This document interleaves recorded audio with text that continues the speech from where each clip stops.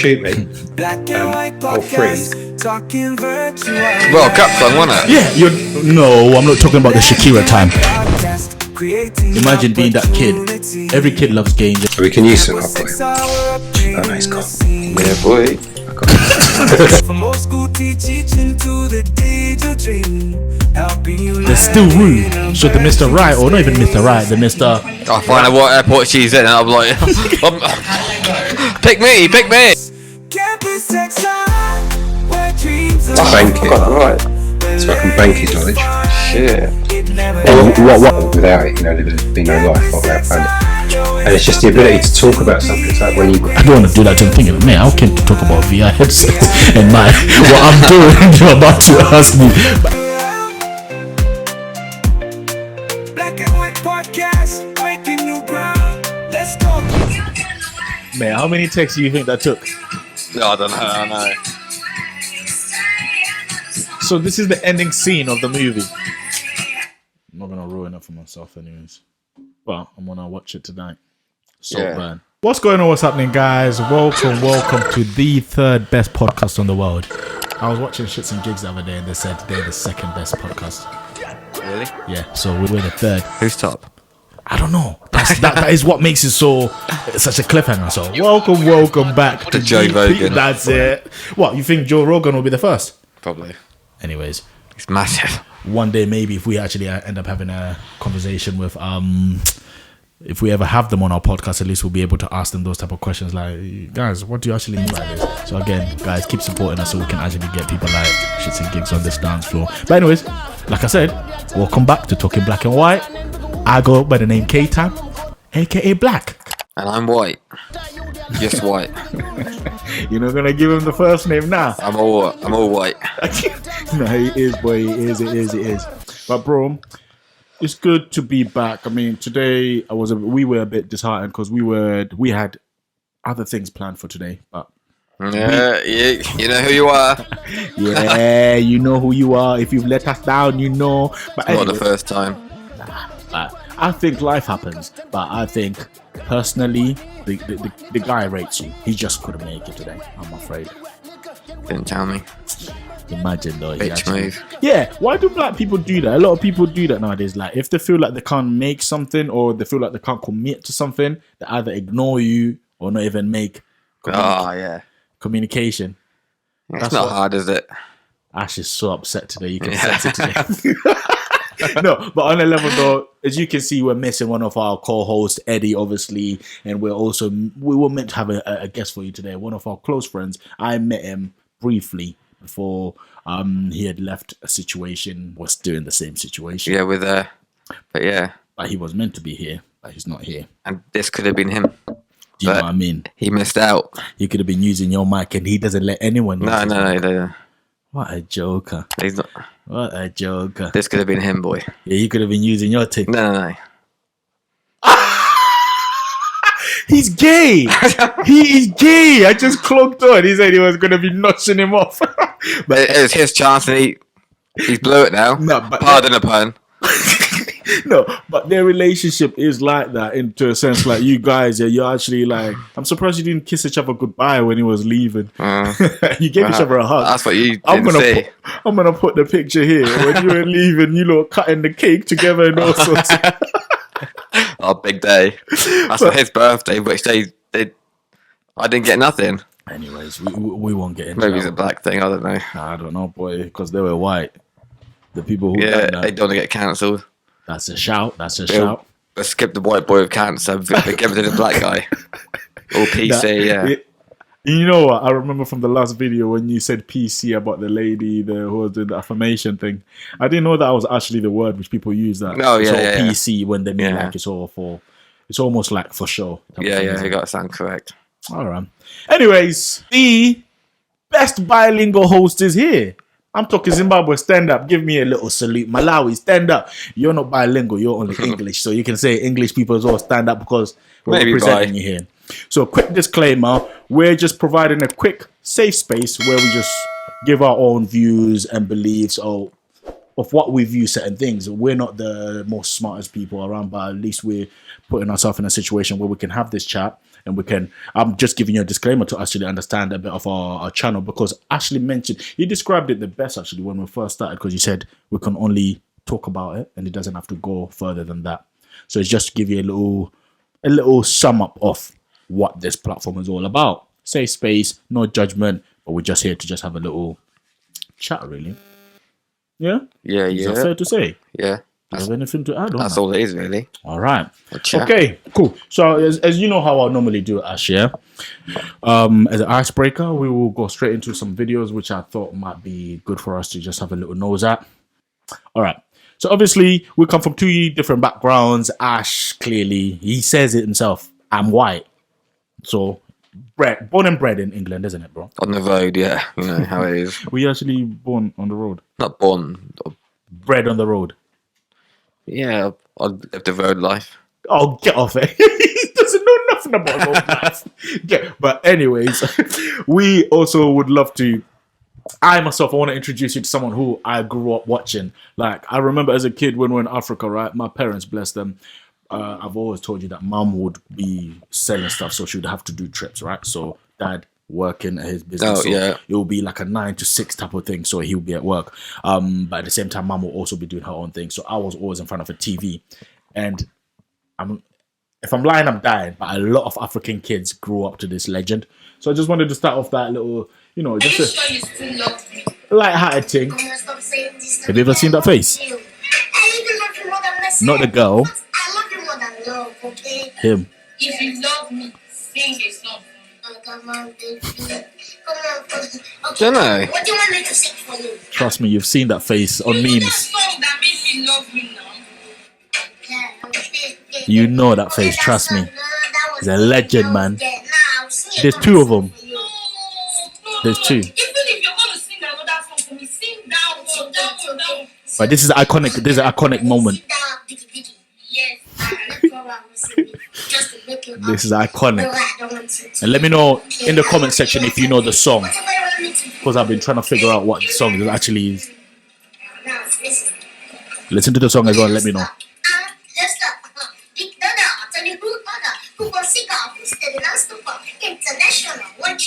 Wow, everyone's wow. Look at his head nodding.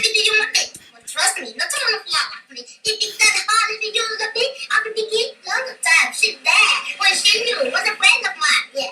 God bless, not the list. Chicken more. And then you got to do this study. What you looking for? Right. Bro, listen, I can keep on playing it, but do you understand any other word? But you remember, biggie, biggie, baby, baby, do you want me? Anyways, but he's rapping in English, you know that, right? Yeah, yeah. Do you know the song? No, I don't think so. Now, so again, if you guys do actually know the song from just the lyrics, what my man was singing, please let us know in the comment section. But yeah, I just wanted to share a little bit of my childhood growing up. And feel free as well, Ashley, if you ever have any of your Mr. Bean. I did watch that, to be fair. That's a classic, boy. But yeah, if you have any of the things, I'm on a serious note. I want to get to know you as well on this platform, bro. So if you do have any other things you actually want us to share some time, do let me know. But what did you grow up watching anyway? CBBS? As a kid, yeah.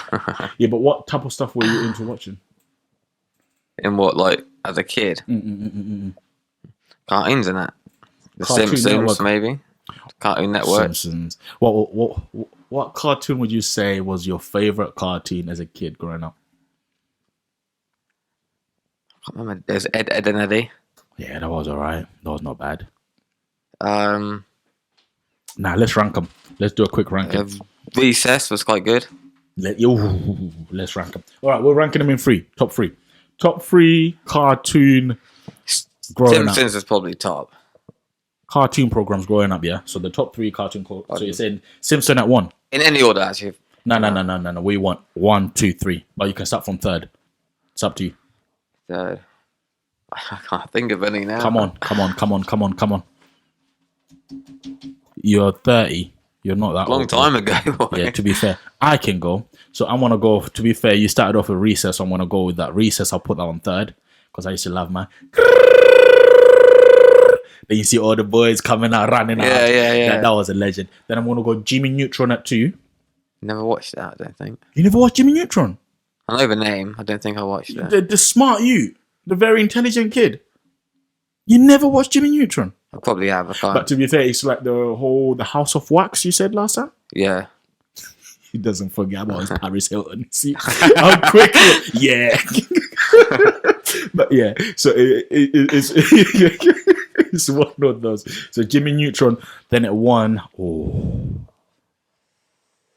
I'm not even pronouncing it right. Lilo and Stitch. Yeah. You know when she has the weird purple thing. That was my thing.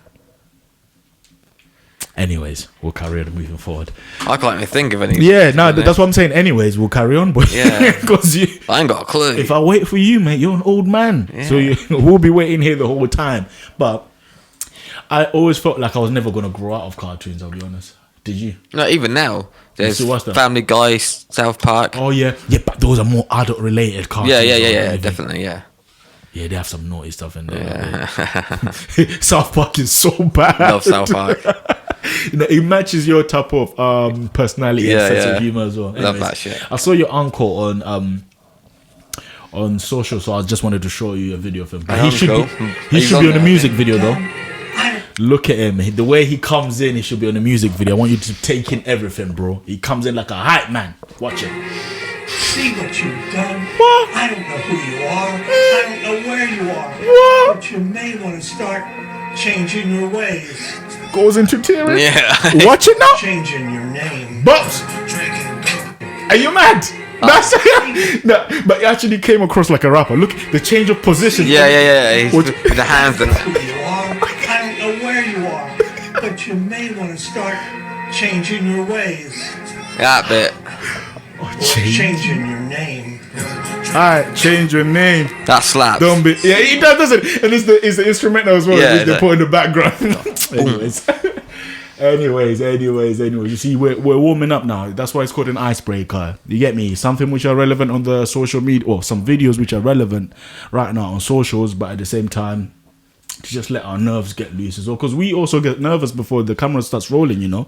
Do you ever get nervous before we start recording? I do. Yeah. I start overthinking some of these things which I'm going to say.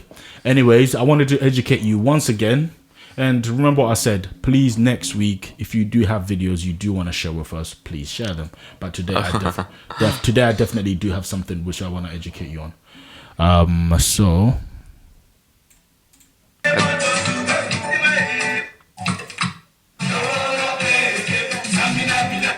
obviously, I like that song though. what Zamina Mina. That's that Shakira, isn't it? Yeah, that's where the song banger, came yeah. from. So I wanted to play this song for you. So you see how we clocked on. Man say Shakira. It's not Shakira. Shakira took it from our people, them. But I rate it because she's Oh, is it not Spanish. hers? She's That's what I'm about to play for you now. Oh shit. This is the original, bro. And it says Cameroon.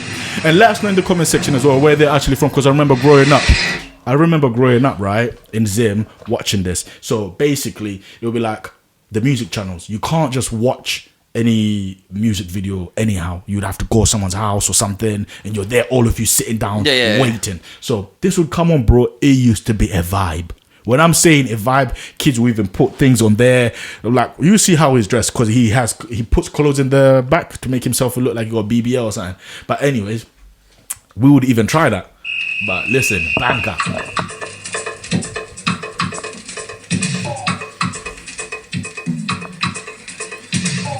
I screen recorded it, so it's a bit dead quality. Zangalewa. See the BBL? Can you see the BBL? Yeah. Man got cake.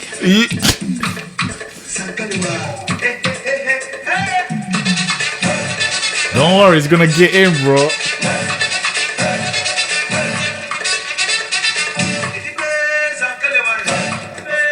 This is now. You're getting in the sauce. Hey.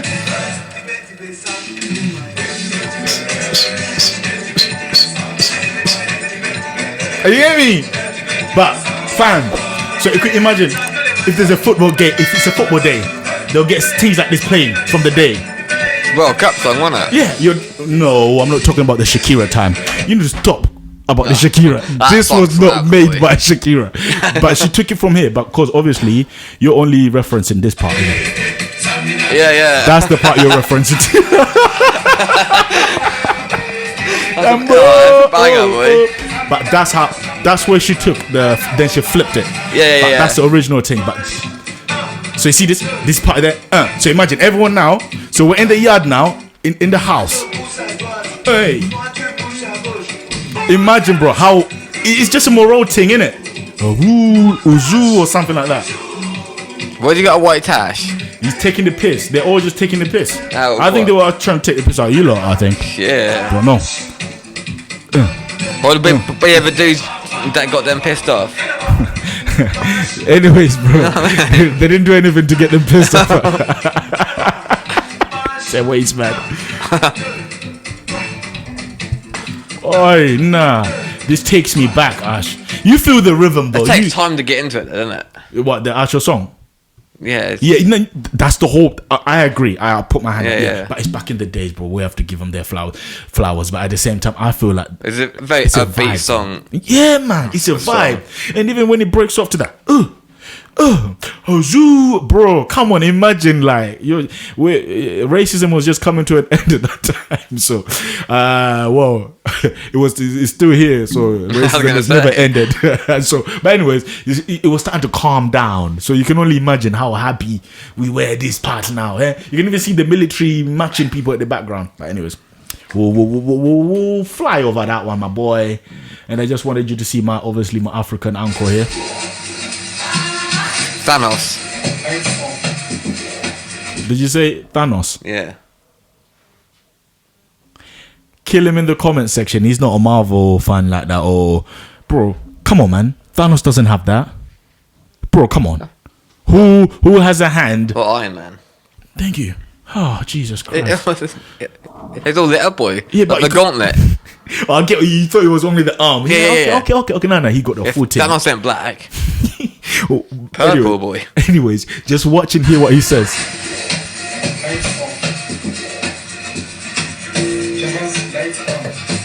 Did you hear it? Javasi, lights on.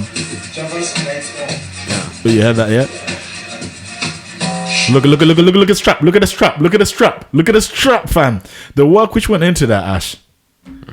That reminds me of something else. Go on, say it. You ever seen it? Like this old ad is like for like a fake arm. It's like an amputee. Yeah. And he's got his arm and he presses a button and he's like Amputee ad, yeah, was it? It's fake arm goes wrong or something.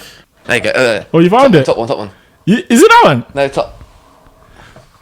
When you actually found it. Fucking Ashley. Les fonctions désirées dans la base de données. Wait, this is on TV, bro. Yeah. This is live on TV. It's ages ago, I think. It was old. But this is what I'm trying to say. Obviously, we're gonna have it also showing. This is live on TV and it goes wrong. Is that what what you were saying earlier? Yeah. This is gonna be funny. Ce matin, c'est la 2.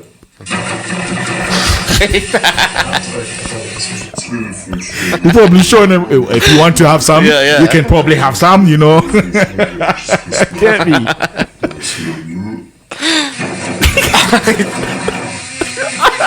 You see, he's probably put by his thing as well. Désirer dans la base de données. Et par exemple, je peux montrer la fonction que j'ai enregistrée ce matin. That's too aggressive, man. I see what you mean when you say that's too aggressive, Yeah. isn't it? That thing will rip up your thing, boy. That's beating the thing, boy, beating it. Yeah, man. You literally beating up Yeah. your meat. But anyways. Yeah, that's what I was on about, yeah. No, that is funny. That is hilarious. But obviously, big up to our African brothers. Just wanted to let you know that my brothers are out there also trying to do something real with their lives. They're trying to have... It's good. No, he done alright, and it's bless him, though. Nah, don't be an arsehole, Ash, but be serious. Like, bless him, innit? I can do it. Obviously, you couldn't do it. What were you expecting to be able to do it, boy? No, I can't do it, boy. Again, I came across your uncle, and he was so boy, happy. my guy. Watch it. Look at the fella. Fam, this is so bad. He's so happy. He's like, yeah, this is it. My last seconds are gonna be He's good, excited boy. as well. You see that? Wait, What you say? He's excited. Can you see that, boy? fuck off. Man's bulging. I just thought that was just nah. He ain't bulging. He's taking the piss. He's happy though, isn't he? Look at him. Oh my god. No, but he actually is happy, isn't he? He's happy, isn't he? Fucking right, he is. Look at him turning around. Bro, you have a heart attack trying to work that, uncle. Yeah, Chill yeah. out. No, but He'll go happy there, won't he? do you know what? And a bad way to go out. I'm not going to disclose the name, right? But I went for a meal of family members. So we sat down, right? We're having this meal. So we started speaking about someone who was quite elderly, and you know, we started saying, "Oh, what if they had a sesh with an 18-year-old?" Then the family members were like, "No, they would die happy, boy. They wouldn't even mind." He's like, yeah. What a way to go. You know what I'm saying? But at the same time, does that make you sick? Sick? Yeah. No. Envious, maybe. Obviously, it would make you envious, wouldn't you? You're probably thinking, how is Unks getting that and I'm not getting that yet, Unks? But anyways, now on a serious note, because this type of stuff, it does happen quite a bit though, doesn't it? What? Like the elderly white man, they'll either go to... Got money. Yeah, they'll either go to Nepal. Was it Nepal they like going to? Thailand. Yeah, that's the one. They'll go Thailand or they'll go Africa and find, you know, a beanie. It's in the street and it's some old guy, some Asian young girls. Yeah, he's brought her. Yeah, you see what I'm going with. Yeah. So this is what I'm trying to ask you now. They're like, what do you think was missing growing up? Do you think like the white women don't satisfy the white men like that? Or that's just I don't even know if that's the right way to phrase it. I don't know, bro. But what goes on for someone to feel like that's okay? That's my question. For who? Like the old man? The old man. And even the lady herself. Like, let's put both of them in the same boat, Eli. Black and white. Here. Yeah. Literally as well. Well, she's getting bread probably. But people will say... and he ain't got long, I'd imagine. So it's one of those ones they probably both know what they're in it for, isn't it? Yeah, yeah, definitely. It's not love, is it? Okay. It's die happy, and her just to get started in her life with a good payout, boy. With that good payout. Yeah. So that's sad though, because it'll be, oh my god. So it'll be one of those one eye open, one eye closed type of thing. Like she'll be there saying like, add me in your will. I want to see you at it. I want the house. I want the money. You think conversations like that will be had? Yeah. He'll be like, fuck it, I'm gonna die anyway, and he's got no family probably to leave it to. Yeah, no. Or he might. If he's just playing her, he's like, yeah. Oh, I'll add you. Don't add her. He's just getting what he wants out of it.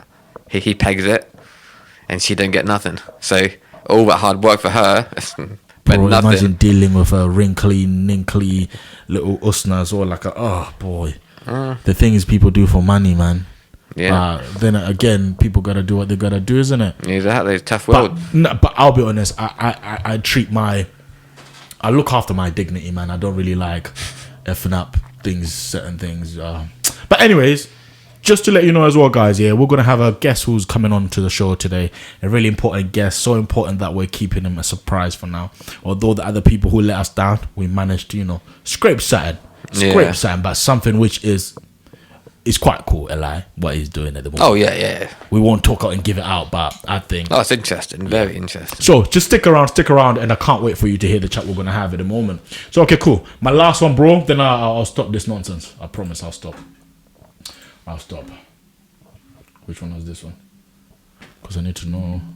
I remember them by. I left my boyfriend and I've been traveling for 10 days. Oh, and what's I've this? With 22 people in that 10 days. My goal was 20 and I just hit 22 this morning. It's 1 p.m. now here in Paris and I need to check out because I'm going home. I really doubt I'm going to get another one on the board, either on the plane or like on my layover. So I think 22 is where we're going to cap it out. But she's actually thinking of She belongs to the streets.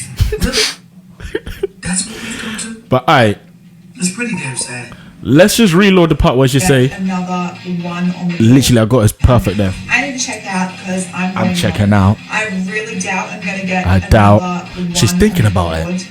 There's Either still room. plane So the Mr. Right, or not even Mr. Right, the Mr. I find out what airport she's in, and I'm like, How do they go?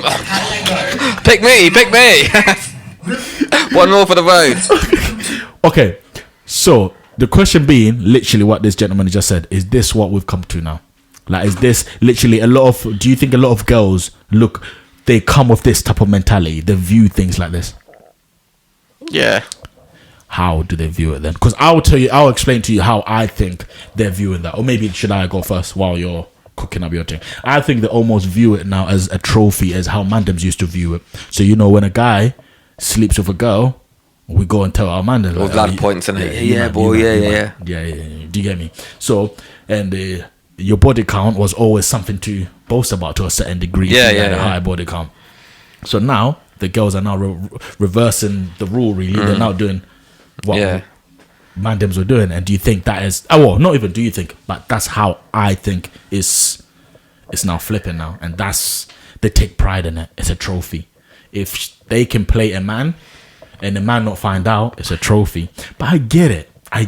If you've not watched one of my videos on KayTime TV, then check it out, because I actually speak a little bit about this in the sense of like we've used and abused. Remember I spoke to you about that.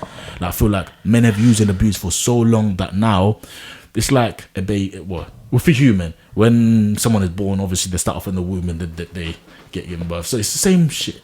Right now, I feel like women, they've gone through their own evolution, as you want to call it, or whatever, maturation or whatever, and men have the same thing as men. But then when we come together as a human race, we then have our own combined maturation or our own combined age, if that makes sense. So me and you, if we constantly argued, we constantly never met halfway, we are neighbors, by the way. We'll constantly argue, we can never meet halfway. We don't see the point of just acting in a human way and being human and being civil with each other. I would like to think we're probably still at the age of 6, 7, 8. That's how I would say, that's what I mean when I say maturation. My English is going away a little bit, but that's how I find it when I quantify certain people. So that's what I'm saying now with ladies. That's where they are now. They're at this stage now of saying, fuck that. These lot. It's like black people, same shit as well. They get pissed off with your people. They lie. I'm not sure why. It's a bit unjustified, really. But anyways, it's a safe space here, guys. It's a safe space in the sense of like, all we do is just talk about it, and it doesn't have to go any further. But I hope you get what I'm trying to say in the way I'm trying to describe it, by using different races, using humanity as one, using women now to explain why I think they view it that way. They want their own back, I guess. For these years, yeah. It is like reversal on it. Like they get points now for saying, "Oh, I've shagged all these people." They do. Yeah, because they do with from their girls as well. Now some girls are like, yes, you go girl and bad bitch. Yeah, little baddie. No, I completely get you. But do you think we're gonna stop at some point? Actually, no. Carry on describing, because really I didn't give you enough time because I was talking for so long as well. Is there more you actually wanna? I wasn't gonna go that deep into it, but it is just I'm switching roles. Really, it has all changed now because they all want I don't know. Say they want to be the man of the relationship, bro. Yeah, the top, shall I say. They want to be the head. They want to be the head of the relationship. They want to be the one who wears the trousers. Not all of them. We're not quantifying everyone. Oh, no, just a lot of them. Yeah. The population. Like the younger ones now, I'd say. Yeah, more of the young ones than the older ones, no? All online, isn't it? Yeah, so trends and stuff. Pardon? It's all the online trends and stuff. Oh, yeah. Oh, okay, I get what you mean. Follow trends, don't they, now? Nah, I get you. But by the way, if there's any young-ish people out there, you shouldn't be on some of the videos, but some of them, if you end up being here, it is what it is. You know them ones. So what I'm saying now is, guys, men don't look at you with any less value or more value if you're moving like that. Like, trust me, ladies, I'm talking to the young princesses out there, man, who are still growing up.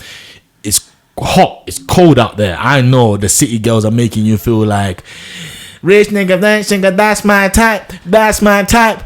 I don't care, but I get this ring. Fuck off, man. But you get where I'm trying to get with this, yeah? Yeah. So if there's some of the youngsters which are out there, hang in there, man. I promise you'll find your right king, or you'll find your right man who will treat you the way you should be treated. But also I know that it's cold in the sense of us as well, men. Anyways, I won't even talk about men because. Do you think we are evolving though? Do you think as men we're getting better, or we're because something? What? I don't know.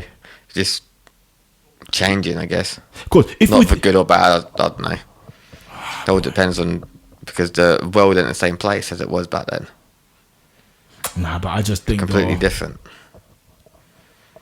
Yeah, but do you just think our morals as men and we do things differently nowadays, better or the worst? Anyways, let us know what you guys think in the comment section, because for me as well, I've not really thought about that in depth. But I would like to think certain things men have learnt to deal with, just saying okay, fine. But there's things we need to really sort out, man. We need to be home. Well, as we're on this topic, yeah, and I see you wrote down about the war. Obviously, my man, you gotta love that, man. Yeah. You gotta love that. Good topic. Yeah, that's actually a good way, because all back then, it's like an honour to go fight. Yeah, that is not the case now. I fucking ain't going. I'm gonna pull that counter card out. Okay, wait. Let me ask you a quick question though. Because if you've not caught up yet, we're talking about men, but now we've actually gone in a topic which I really wanted to talk about earlier on with Ashley, which was just about men going to the war. So what is actually being put out on the news that there could be a chance that we actually go to war? There's a good chance, I guess. Yeah. And you think the army's getting a lot smaller than what it was? Yeah, I think that's the video which I kind of went through a little bit, and I saw a little bits of it. And how do you feel about that, boy? I'll stay at home. I'll wash the dishes. I'll do the laundry. But you're not going. Nah, that cancer card. It comes with perks. And that's You're one so of them. serious as well. Look at his face. I ain't going. But obviously, I know I speak on behalf of little brothers out there. We ain't going nowhere. We're staying here, mate. We're staying here. Yeah, no way. I might going hand-to-hand combat with some 6-foot Russian guy with a big beard, bald head. Nah. Bald head? What? Have you seen the UFC in that? No. If they're bald, big head, don't. You're not having none of it. They're bald, big beard. Don't go near him, boy. It ain't worth it. All right, now he's on to something there, because obviously he watches UFC. He tries to do a bit of jiu-jitsu as well. But I take it in UFC, the ones with the book, they are the ones who do the business as well. They're monsters. Habib, have you heard of Habib? No. Oh yeah, no, I have heard of Habib. He wrestled bears at 8 years old. What? It's all on YouTube, boy. He wrestled with bear, and just so you know, in the guys, mountains and that. our guest has arrived, so just stay there, man. He will be here soon, man. Don't get outside. Yeah, I know. I already kind of told you it's a big one for us. But anyways, what was it again? I'm looking for Habib Bear. It's no KH. It's Khabib, not Habib. Habib. KH. Yeah. Oh, okay. I'm with you. ABIB. Oh yeah. Versus Bear.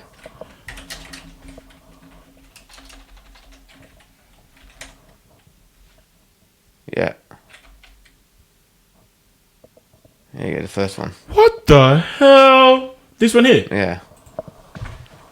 This is all real. This can't be real. Yeah. No, you're lying. You're lying. I don't believe that. You're lying. Hey, they're not the same as us, boy. They're built different.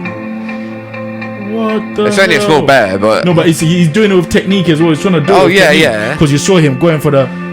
Yeah, he's insane wrestlers. But that's probably their pet bear, isn't it? Jesus Christ, they have pet bears. That's You man where they go to live. war with people with pet bears. That's where they live, in the woods and all that. Yeah, that's They're definitely mad people. I'm not sure about. That's like the Oh yeah, no, you training can, yeah, regime. you can even, yeah, I think you can even see he has. He's That's, on the chain and that. that's a bit of animal cruelty, isn't it? You believe in that, don't you? Yeah, yeah. Yeah, so that's a bit of animal cruelty, isn't it? I'm not sure this one's a bee. Actually, there's one like this. It could be at that sort of time. I find that insane, though. They would actually chain up the bear and he would wrestle it. I'm gonna war with them, boy. Yeah, I ain't going to war neither. Boy. I'm just letting you know now, guys. Yeah, that is not happening.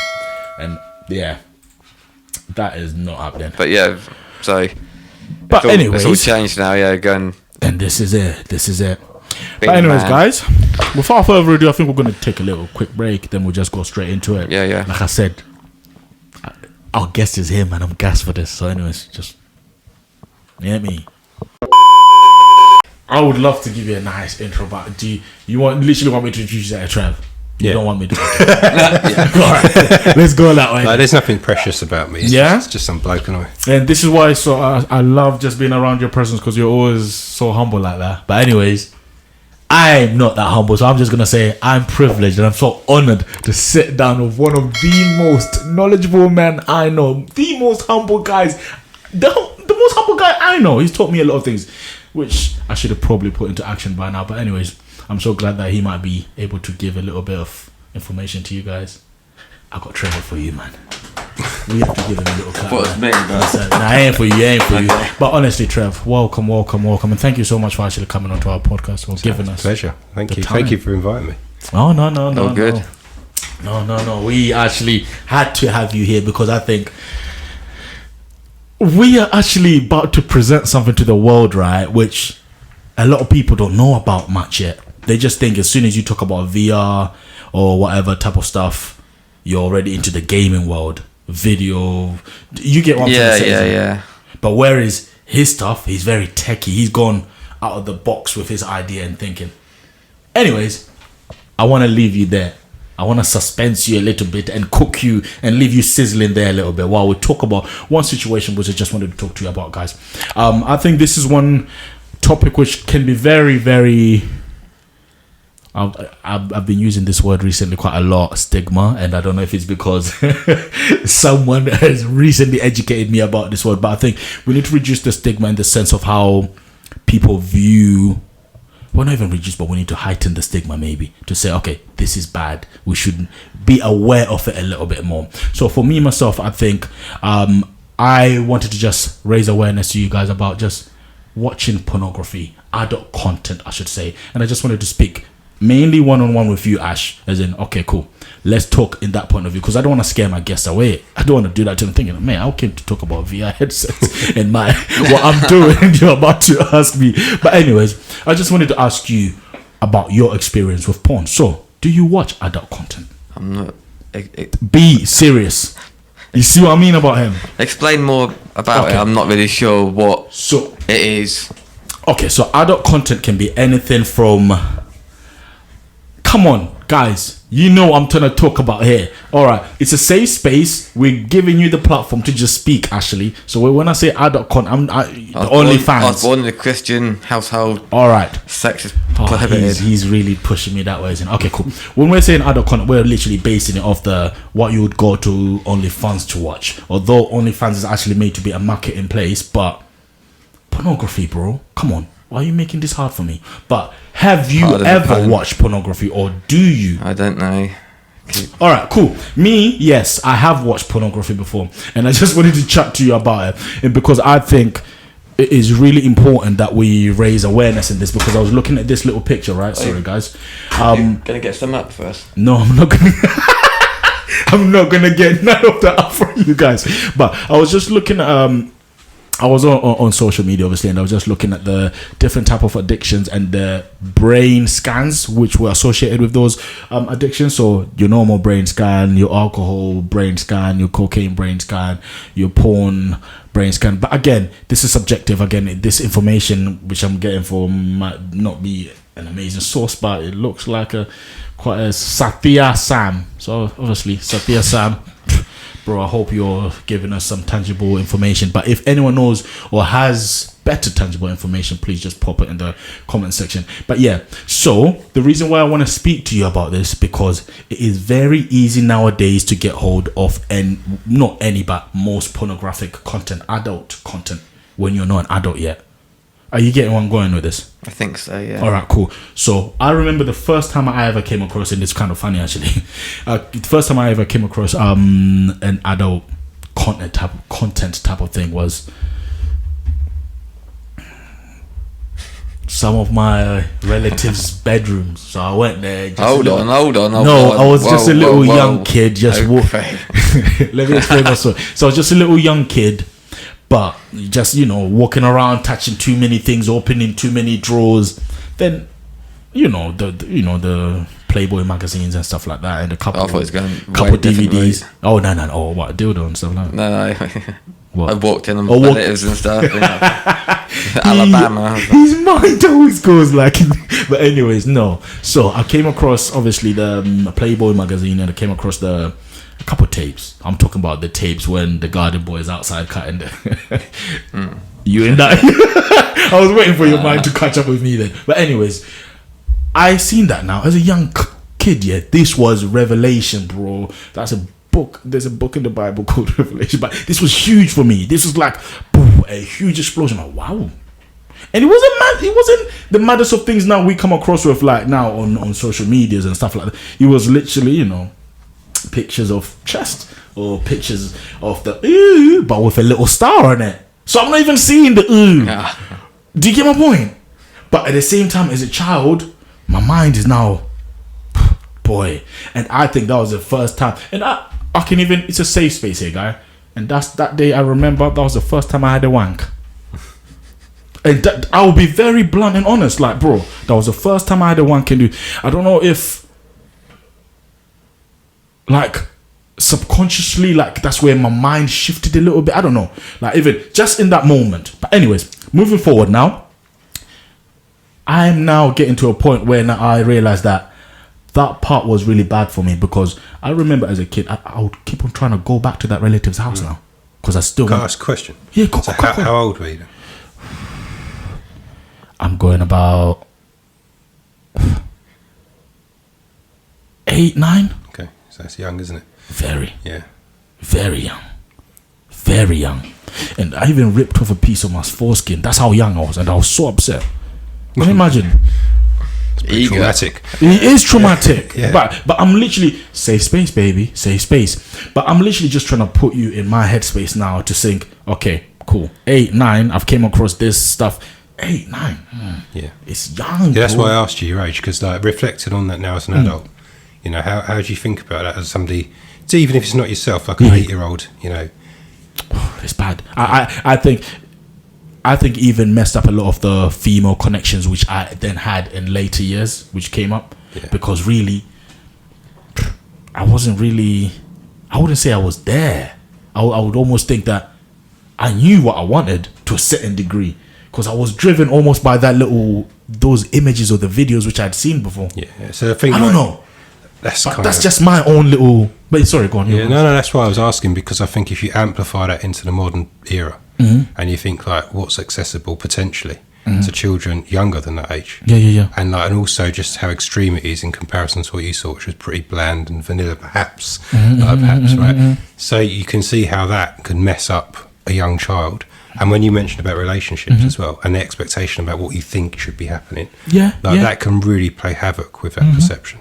No, you're right, because it messed up. Because my lady now, I think, that's my longest relationship I've ever had, and that's the one relationship I think I've been actually in tune with the human I'm with, if that makes sense. Other relationships, my mind was in the relationship, but I think I was always focused on other things. Like I would always be I couldn't connect with a woman anymore, bro. I'll be honest with you. I couldn't connect with a woman, and I don't know if that is what.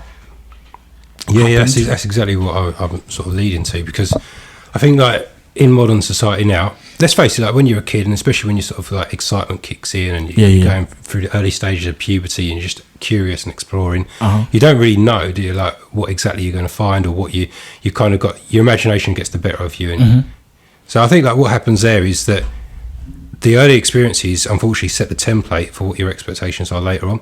And if it goes wrong, then you can go off the rails a little bit, and it can distort. It can distort like relationships for a long time. Now, like I'm saying it as some people might say that's a really like straight way of looking at it, very straight laced, as in like you know, I'm coming at it from a very adult sort of mindset. And when you're young and a teenager, you just want to experience stuff. It's exciting, isn't it? But I suppose what you wouldn't do, and this is why I said, how did you reflect on it?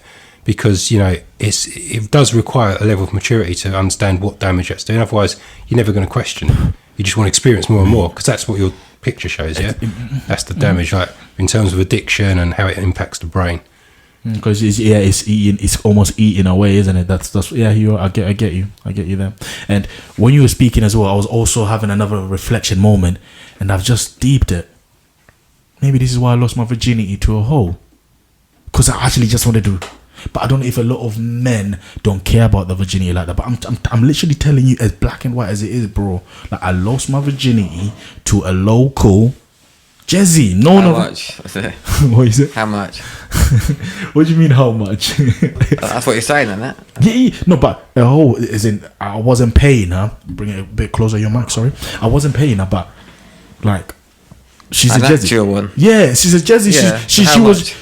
No, she's not a Jezzy as a prostitute, but Jezzy is in like, okay, sorry. Yeah, easy. Again, black and white boundaries, you see, with my boy here. I've been educated. He's from the sticks. So Jezzy, for us, would be like, literally, yeah, like you said, easy. So she wasn't easy. So easy that me and my boy were doing it at the same time. Nice. No, it's not fucking nice. That was me losing my virginity, bro. Yeah, good story. But isn't that mad? But this is the contrast, right? And it's actually a really good, if you can have a completely open discussion, right? This is me being especially black and white, from like a male perspective. Most men would just say pleasure rules, right? Everything else, and they'd just say like that's all it's about. It doesn't matter about anything about morals, ethics, or like emotional connection. Because a lot of young men, in particular, it's just satisfaction. 24/7, and that's really what drives a lot of things in life. I mean, you listen to a lot of people's like motivation behind what they do, and it's usually that. And so I think that, but this is why it's so important that there needs to be an open conversation about it, because it does take a lot of courage, I think, to say, you know what, that's not actually the right way to go about things, because it just seems like when you're young and your testosterone's flowing, that's all you really care about. No, you're right. And the funny thing as well, after that climax moment, you just sit there. Yeah. Man, what the fuck was that? Post not clarity. You know what I mean? Yeah, it's like your eyes open up a little bit. I don't want to be here anymore. Yeah. Don't you think it's really interesting though, like the dichotomy, right? The sides of our nature. So you've got the animal nature, which is absolutely essential for survival of our species. Which is we must reproduce, right? That is, we're hardwired. That is so strong in us. Like without that, you know, this race would not continue. So that's absolutely driving us, and I think more so with men, you know, that promiscuity, that wanting to continue to seed, if you like, you know, that's really strong. Then you've got the other side of it, which is what you alluded to, like after the event, which is kind of like the intellectual, if you want to even call it spiritual aspects of it. About knowledgeable. Carry on, sorry. And that's when it kicks in. It's like, what have I just done? You might even have regret, or you might think like, you know, like you said, is that it? Because I think, and this is like the fascination about being a human being. Right, and we have to take control of it, because we have to own that. We have to understand what is this primitive instinct in us driving us. But then what's also the other side of us, which does know the truth and does know what's best for us ultimately. And you could, like, some people would relate that as intellectual, or some might even, although this ranges vastly, they might call it like that spiritual nature. And then you've got, but to talk to a young teenage person who's just driven in the moment by that pure testosterone, that pure sort of instinct, it's very difficult. No. Why would you? Why would you? You're right. A lot of people would sort of listen to what I've just spouted and say that is just like nonsense. Like, what's he talking about? But I'm just saying that's, I get that. Get off it. If you're one of those people, like, oh mate, and I'm always welcoming to our viewers, but don't diss it. This is some good information. But back to the part you were saying about the regret. Like, do you think every human has that? Not just with what we're talking about here, Yeah, but in general. So like, you know, you knew exactly. yeah. What So yeah. so like, you know, the highs. Everyone seeks highs in life. Like, we constantly want to feel good, but we've got to be realistic. Life is a journey of highs and lows, and the lows teach us so much, right? So just to sort of seek highs forever, you're just perpetuating like an unrealistic idea of what it is to be alive. Yeah. Okay. And I used to be guilty of that, actually. I remember I told you, like, and even I told babes that I used to have this almost constant buzz about me. Like, I almost used to be on this constant high, and I wasn't taking nothing, bro.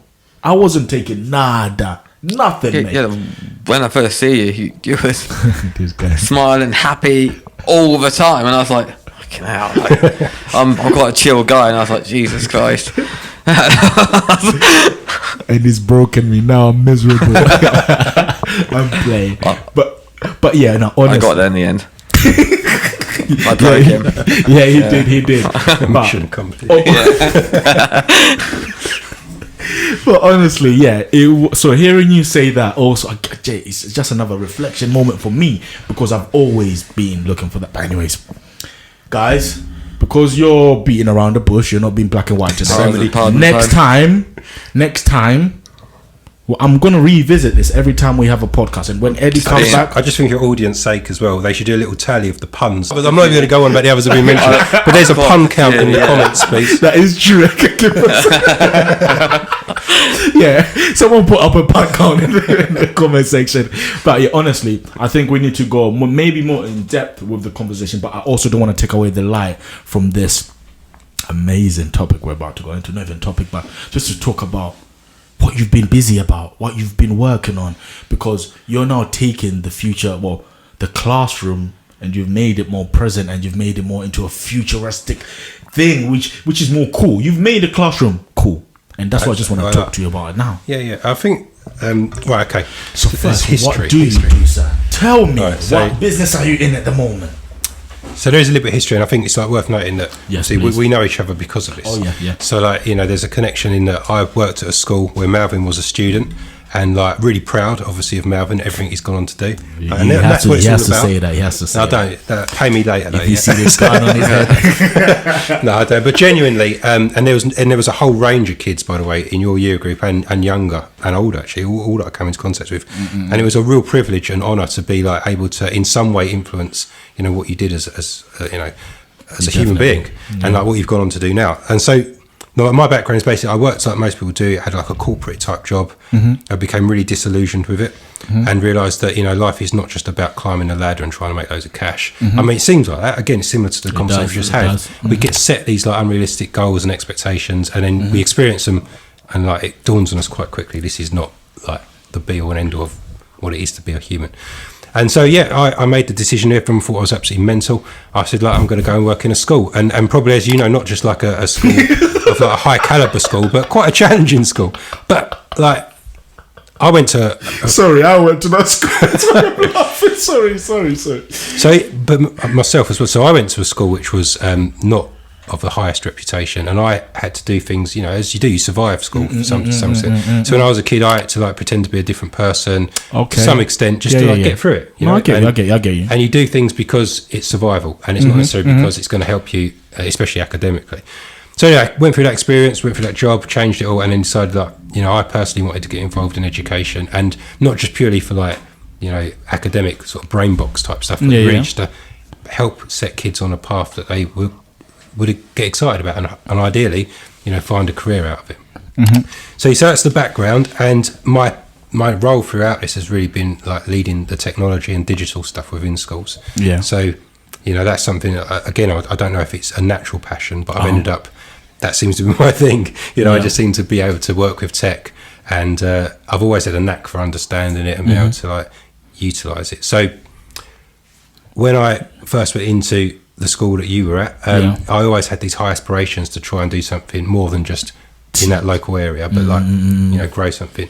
And I did several things while I was there, but I think by moving jobs to my current role, you know, I've been very lucky to have been given more freedom. And so then I started looking at the big picture. And I said, like, so what tech can really excite young people and bring them I in. see where you're going. Go on. In combination with, like, and this is the cool thing, like fun, right? And learning. So when you put fun and learning together, that's when the magic happens, because that's when people actually start to enjoy it. And like you can, again, usually, but after you leave school, and I'm included in this, I start to say, oh, why didn't I do this? Or why didn't I try harder in that area? And sometimes it's a little bit of a struggle because you're just not enjoying yourself. It might be the group you're in, it could be the teacher, or it could just be the way that subject is portrayed. And you just don't really feel like it doesn't grab hold of you. So my thinking was, can I use tech in a way that really makes learning as fun as possible, but actually also does the job, it does actually educate people to their truest potential. Yeah. And this is where we are now, isn't it? So now with that, you ended up making, would you say you made a software for VR headsets?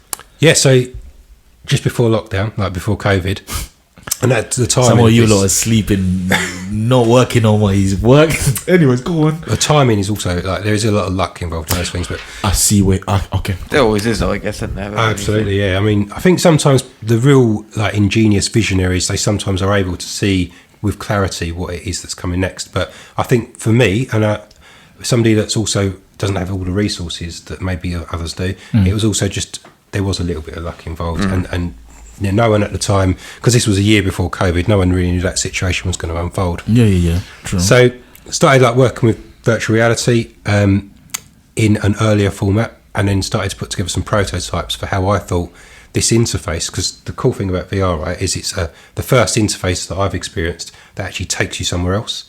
So if you're sitting in front of a computer, interface, I'm lost as well, man. First interface. Okay, let me talk on that. So with a mouse and keyboard, okay, even psychologically, it's kind of at arm's length and you're pushing it away from you. Yeah. And you still see, obviously, the real world around you, which is great. Okay. And you can focus in on that screen. And we've probably all had that moment when you get so constant, you focus so strongly that it's kind of like you don't even hear or see what's going on around you. Okay, you're just in it. Which is great. And there is a lot of potential with that as well. But because the interface and what you're using to control that is at arm's length typically, and the mouse is also usually at a stretch, things are perceived to be, out of your sensory boundaries. And then when I tried VR for myself, what instantly sort of got me into the tech was that it took me somewhere. I put it on and my eyes are occupied, my ears are occupied, to some extent my hands are occupied. All my core senses have now flipped from the environment they're in and they've gone somewhere. And depending on how good the experience is, I'm like, wow, like this is transformational. I've actually gone somewhere. And then as you sort of explore it further, you've got the ability to actually interact with that environment. So the closest thing I could give to that is it's like having a dream, right, where you're totally lucid and you're dreaming, and you can actually start to, and if you were given stuff in that dream, it's like now I'm given stuff which is going to help me learn. Yeah. And I love how you started explaining. You got that how he was explaining about the two interfaces and how this now, because he's trying to explain the two, how he got to this stage of making this conscious decision of thinking, okay, cool, this is gonna work. Because here, although this is my first interface, which I was always brought up on, but now he's thought that the sensory, you said your senses are not really, because you're still quite at arms type of reach. Now bringing this into play, everything, mate, your ears are covered because that also plays a sound, doesn't it? Your eyes are now, you're almost, is it submerged, is that the word? Immerged, sorry, God, immersed, you see what I'm saying? But immersed English, man, is mad for me. But you're almost immersed in that environment. So from that now, the dream comes into play. That imagine you're actually in a dream, like, because that's how it is now. Because I've put that on. And I know, and I remember when I was doing, I was like, yeah, man, you've got me here. I'm learning. I'm having to learn to get certain things on the game, or for me to look cool with certain things. You know what I'm saying? So, anyway, sorry. Carry on. So you've come up now to this place where you're thinking, okay, cool, this might work. Having the VR headset, bam, bam, bam, bam, bam, bam, bam, is now in place. Then, what was next? Was it almost now like, this is how we're gonna? Because if we've not because we've not really kind of told the guys that you almost have created a classroom type of software with that. We've not really made that quite clear. No, so I think so the name of the actual application is Campus, and it consists of multiple different like environments. And what I mean by that is that he didn't want to just recreate the boring classroom, because then you might as well just go into an actual classroom. Yes. This is where like the dream analogy works. So it's like, if I could go into space, if you're talking about space and I'm in a classroom, well, I kind of got to use maybe screens, textbooks and stuff, and use my imagination, which is good. It is good, but at the same time, imagine what a difference it makes if you suddenly are in space from a space station, and you're able to go outside that space station on a spacewalk, peer down on planet Earth, and you're talking about, maybe like environmental deforestation conditions or something which is clearly visible to the precious nature of that. Because when you're out in space, you see the significance of that small planet, and you look around, you've got the Milky Way wrapped around you, and you think we're just that tiny little dot of life there, and that's it, and that's what we survive on. And I don't know how you can convey that any better than an experience like that. And this is like you were saying that, like I'm the same, like where I'll learn stuff from physically doing something rather than just reading it in the book. Some people just don't take it in, do they? They got to see it. I completely agree. So if you strip back like the nature of, again, we're going back to what we are like as humans, like predominantly, especially in children, we will learn from seeing and then doing, and we mimic. And language, which is fantastic, which we're all able to now utilise, but it actually uses a different part of the brain, is several layers removed from those core visual and sensory sort of like prime areas. So although it's great to be able to talk, and you like, it's incredible, I say this all the time, but I'm talking to you, airways pass through the air, eardrum, you interpret words, you then work out and imagine your own way what I'm saying. As well. And it's like that. It's like even the people even the people watching, they're listening to words and their brains doing this decoding, and you just take it for granted, right? But there's so much stuff going on. But when you get the visual and you get the audio, and also to some extent, you get like the ability to touch, there's nothing better. That is like the pure like seeing, doing, interactive. Yeah. I love that, man. I love that. All right. Okay, cool. Ash, I can keep going. Do you have anything you want to ask, bro? Because I don't want to step on your toes. Because, bro, you've seen my questions. You've seen my list of questions. Do you have any other questions you want to ask? Or can I carry on? I can carry on. Yeah. Okay, cool. So I'm sorry. Now it seems like I was ready to just say, I'm ready to go. But I am. So one of the things which I found quite cool is my background is I have a sports therapy degree. Upper second class, man's not dumb out here, man's actually got something. So you put me in one classroom where we were looking at we didn't actually kind of end up looking at muscles and in depth as such, but we looked at the earlobe. And I think for myself as a visual learner, that was just class. That was just out of this world, because not only was I able to see every single we're talking about here, so all the little things which are in, obviously I can't see the usna now, but for me, I was now trying to put myself in my situation, that if my university had this, and when they're teaching us about muscles, they're teaching us about the spine, they're teaching us about the vertebrae, all of those type of things, if we had that in place, you're laughing. I think like anatomy is, although you can view it in textbooks, and you obviously have got the ability to view it on screen, and you could argue like in some extent still they do things like dissection, but we found like a lot of kids, given the choice, would prefer not to dissect the carcass of an or the parts of an animal.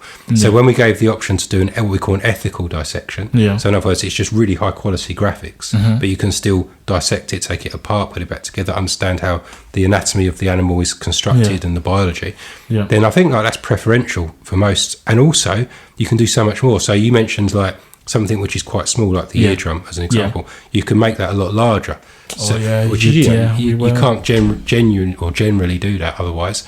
So then you give yourself a bit more of an insight into what that might look like and how it works. And like the tiny like micro hair follicles in the ear. You wouldn't usually be able to understand or see that. There are other things in 2D format that could express it, but there's nothing like a 3D version. No, I definitely agree. Because we even looked, I remember, was it a plant cell we looked at?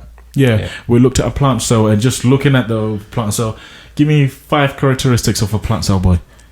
Give me 3. Give me 3, because you're the only one I can pick on the table right now. So give me 3.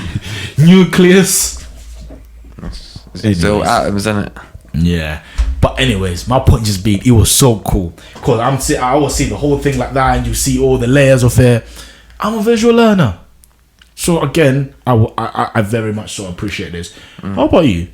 What type of learning do you think works best for you? That's what Visual I say. as Yeah, well? visual. Yeah, I've got to watch it, do it. I can't just read something, lose focus, lose interest. Really, like at work, I've got to do something, then pick it up.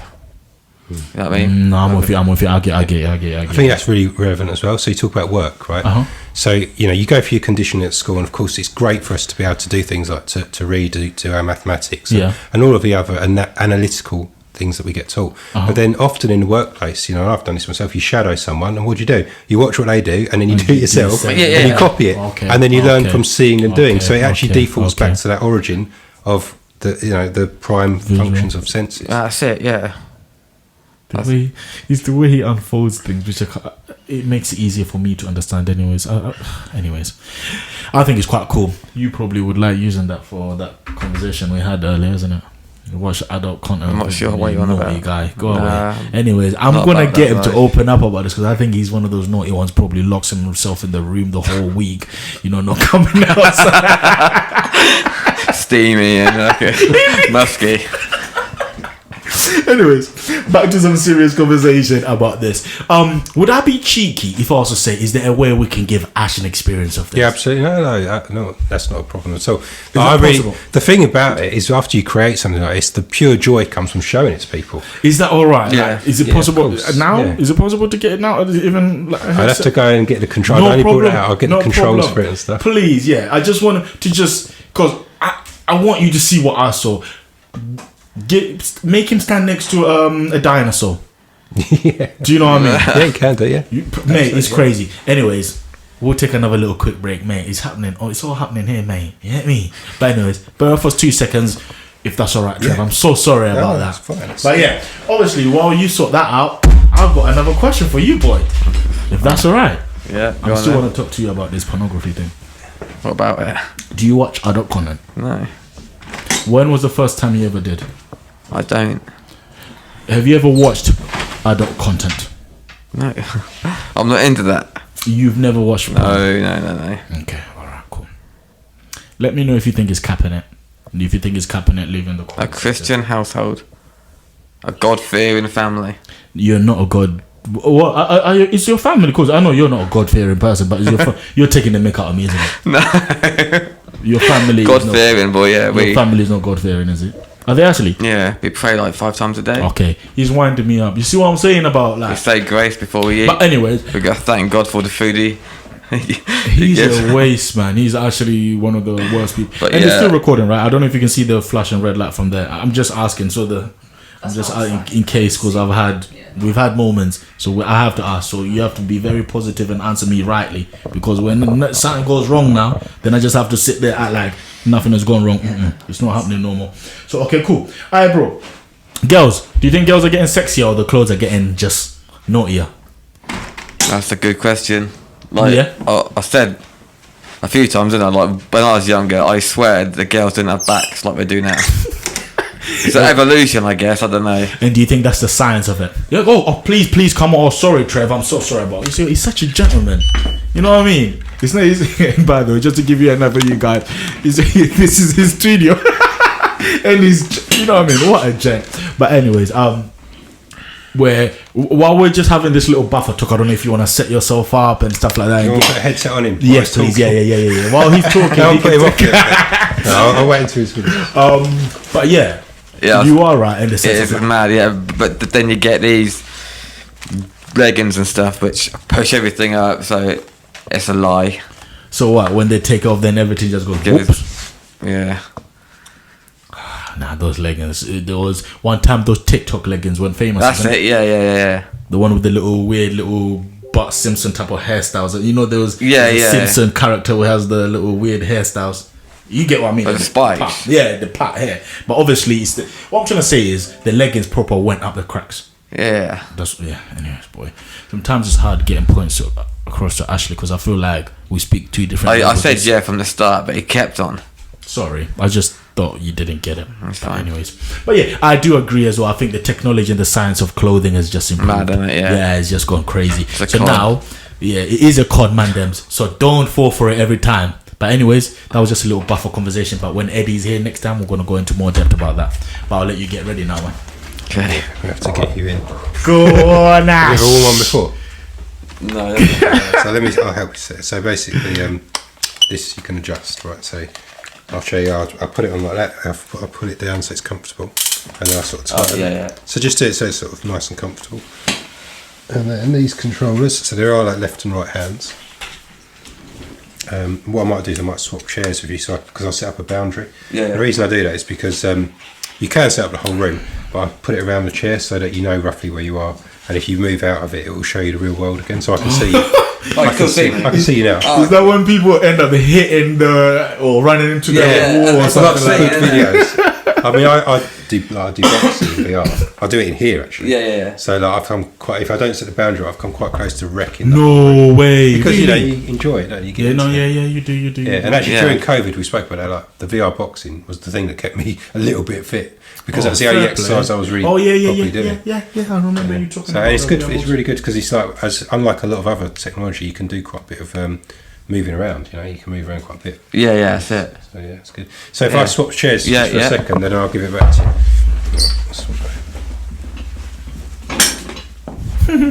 Your height difference is funny. Is that on camera? Nah, your height difference is actually. Just the mic there. I got. You're trying to reach the microphone, but oh, gotta love it, man. Anyways, guys, see what we're doing here? We're just bringing relevant usna to the podcast. But anyways, Ash is just getting kitted up. He's about to have the Compass XR experience. You can move. The Compass This XR. one moves slowly, so if you want to walk around slowly, that's that one. Bro, experiences on this platform. I could have done it, but I've already experienced it a little bit. But I want you guys to really see his reaction for the first time. So it's just a way of moving really quickly around the environment. Okay. And then that one goes left and right. And if I hand you anything, this button here where my finger wraps around, that's how you grab hold of objects. Getting a quick little So you just press that, grab hold tutorial on those hold it now. down, and you'll be able to. Of how to actually That's use probably it. about it, to be honest. VR. The rest of it I'll just sort of show you, so I'll take you with me. Yeah. Like a guided tour. Take him to Africa. He's never been there before. I'll take you there. I've got places. I'll swap over. So swap over to That's the worst nightmare with. So I'm going to put this on I know some of the jokes or the banter might be a bit edgy, but hey, we're just trying to take it nice and easy on this side. But I don't think my boy is racist. But if you do think my boy is racist, let me know. Talking ill of me. So maybe loosen it and put it down. I go further down. That's it, yeah. See, I told you it's not me who just can't get information through to Ashley. Even Trev is trying to explain something to him, and he doesn't even Can you see understand. clearly? Yeah. Yes, you're in like a grassy sort of environment. Yeah. So if you hold your right hand up, that's your controller. And your left hand, that's your other controller. And I'm going to join you in. So you can practice moving around if you want, using that joystick where your thumb should go up to it. That's it, and you can move around. Yeah. So have a little wander around. I'll join you in there in a second. That's trippy, man. And when I get in there, I'll show you. Trippy. Yeah. I'll show you the It's when you're dinosaur. on edibles. Okay, where are you? Oh, there we go. Here we go. So, all right, how you doing? What you say? You could be on what? Edibles. So we can shake hands. Relax on that. There you go. Nice to meet you. so what we're going to do is, if you look over, see my little laser pointer. I'm pointing over there. I'm going to put a dinosaur over there. How do you turn? Oh, it's my friend. So if you press on the right-hand joystick, press left and right, and you'll turn, Oh, okay. and it sort of snaps. So can you see that dinosaur? Yeah. Okay, so if you watch me for a second, you don't have to do this one, but I've activated my jetpack. So you can fly as well. But for the time being, if you use that teleport, No, we need to hear Ash's voice. can you teleport over to that dinosaur by pressing forward on the right joystick?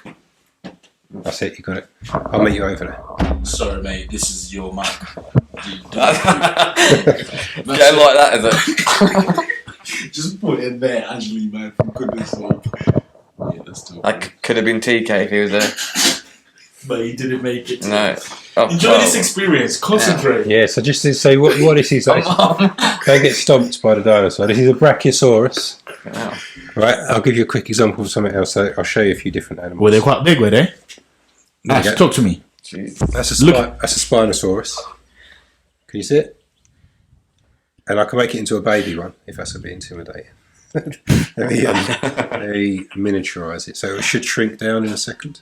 And I remember you said that you've scaled this to roughly about the right. Yeah, so everything we put in here is scaled. Uh-huh. So you get an approximation of like just how big it would have been relative to the surroundings. Sweet. So if you look at that little geezer there, that's the little tiny one. So what a lot of people ask is like, how would a dinosaur scale up against the biggest mammal that we have currently?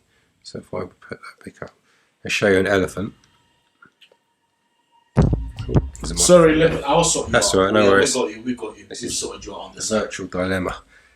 We've sorted you out. Not to worry. So can you see an elephant? Yeah.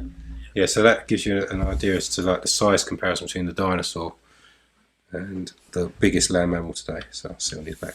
Do you want to put your jetpack on? Do you want to try that, or are you happy not to? I'm alright. No pressure. I'm alright for now. All right, okay. I'm going to take you somewhere else, right? So in a minute, the screen will go dark and it will fade back in, and we're going to be in a different scene. Yeah. So I'm going to take you to the cinema. And how's your experience so far, Ash? Yeah, that's good. Yeah, you seem so amazing. It's the way, look at him, he seems like strapped in. if you can see yourself, you seem so strapped in. Wow. So it's always good for This is amazing. You look so... So for a first date, I take you to the cinema. Yeah. But this isn't like any ordinary cinema. So what we can do in this one, and this is what I think Malvin was talking about earlier, we can take you all around the world and show you different like geography. So if I go to... Take him Zim. Let's have a look what we got here. So I don't want to go there.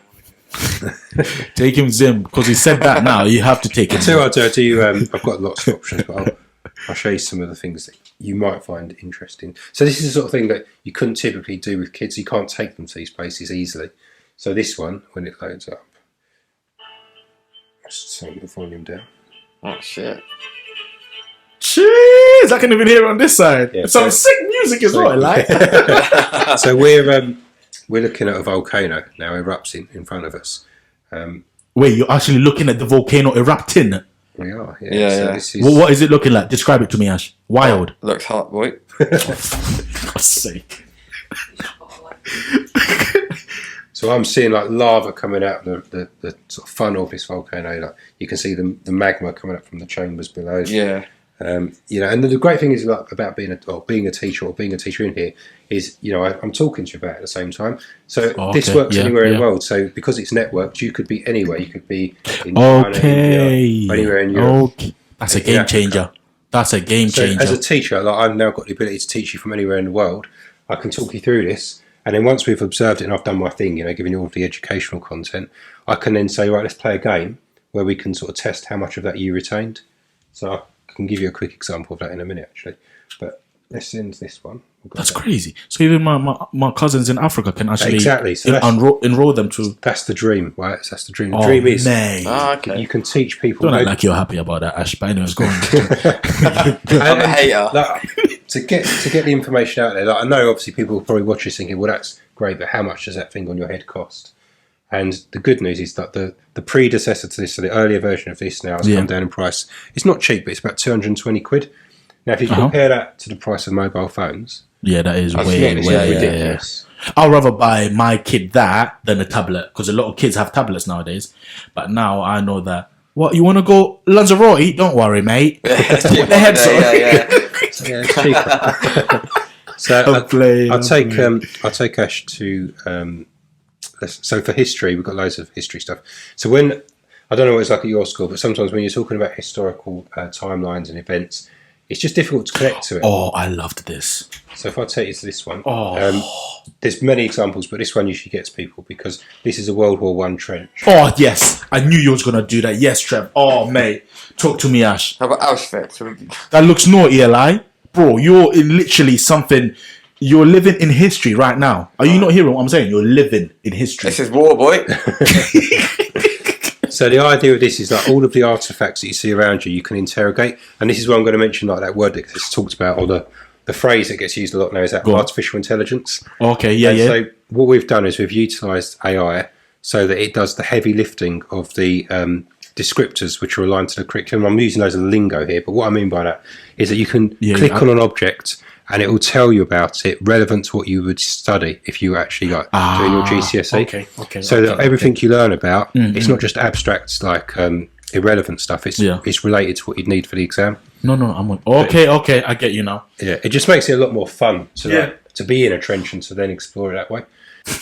I can't get over your body positioning. Ash, you're so tucked in and so satisfied. This is going to be a bit more fun, right? Ash, this is a little bit more of a game, this one. So in a minute, you'll see it's quite a different type of environment. Right? And then what I'll do is I'll start a quiz. And when the quiz starts, you'll have like a little ray gun in your hand. Yeah. Let me just turn it on.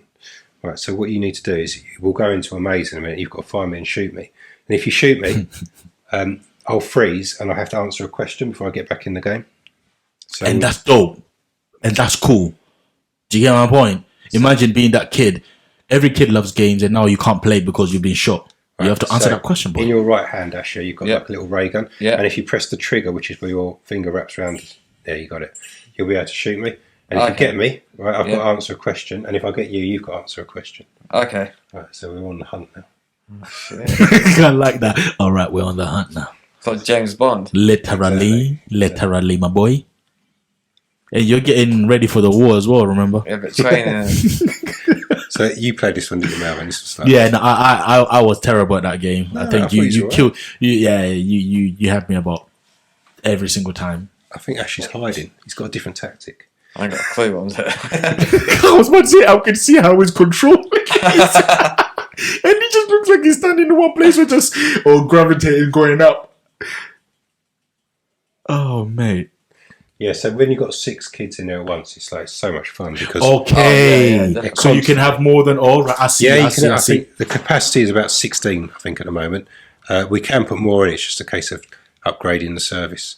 No, I'm with you. Yeah, you can. Yeah, I've got him. It was you. I got you. So see that question that's appeared? Yeah. So you can put your hand into the correct answer. What's the question? Read it out. What, 7 times 7?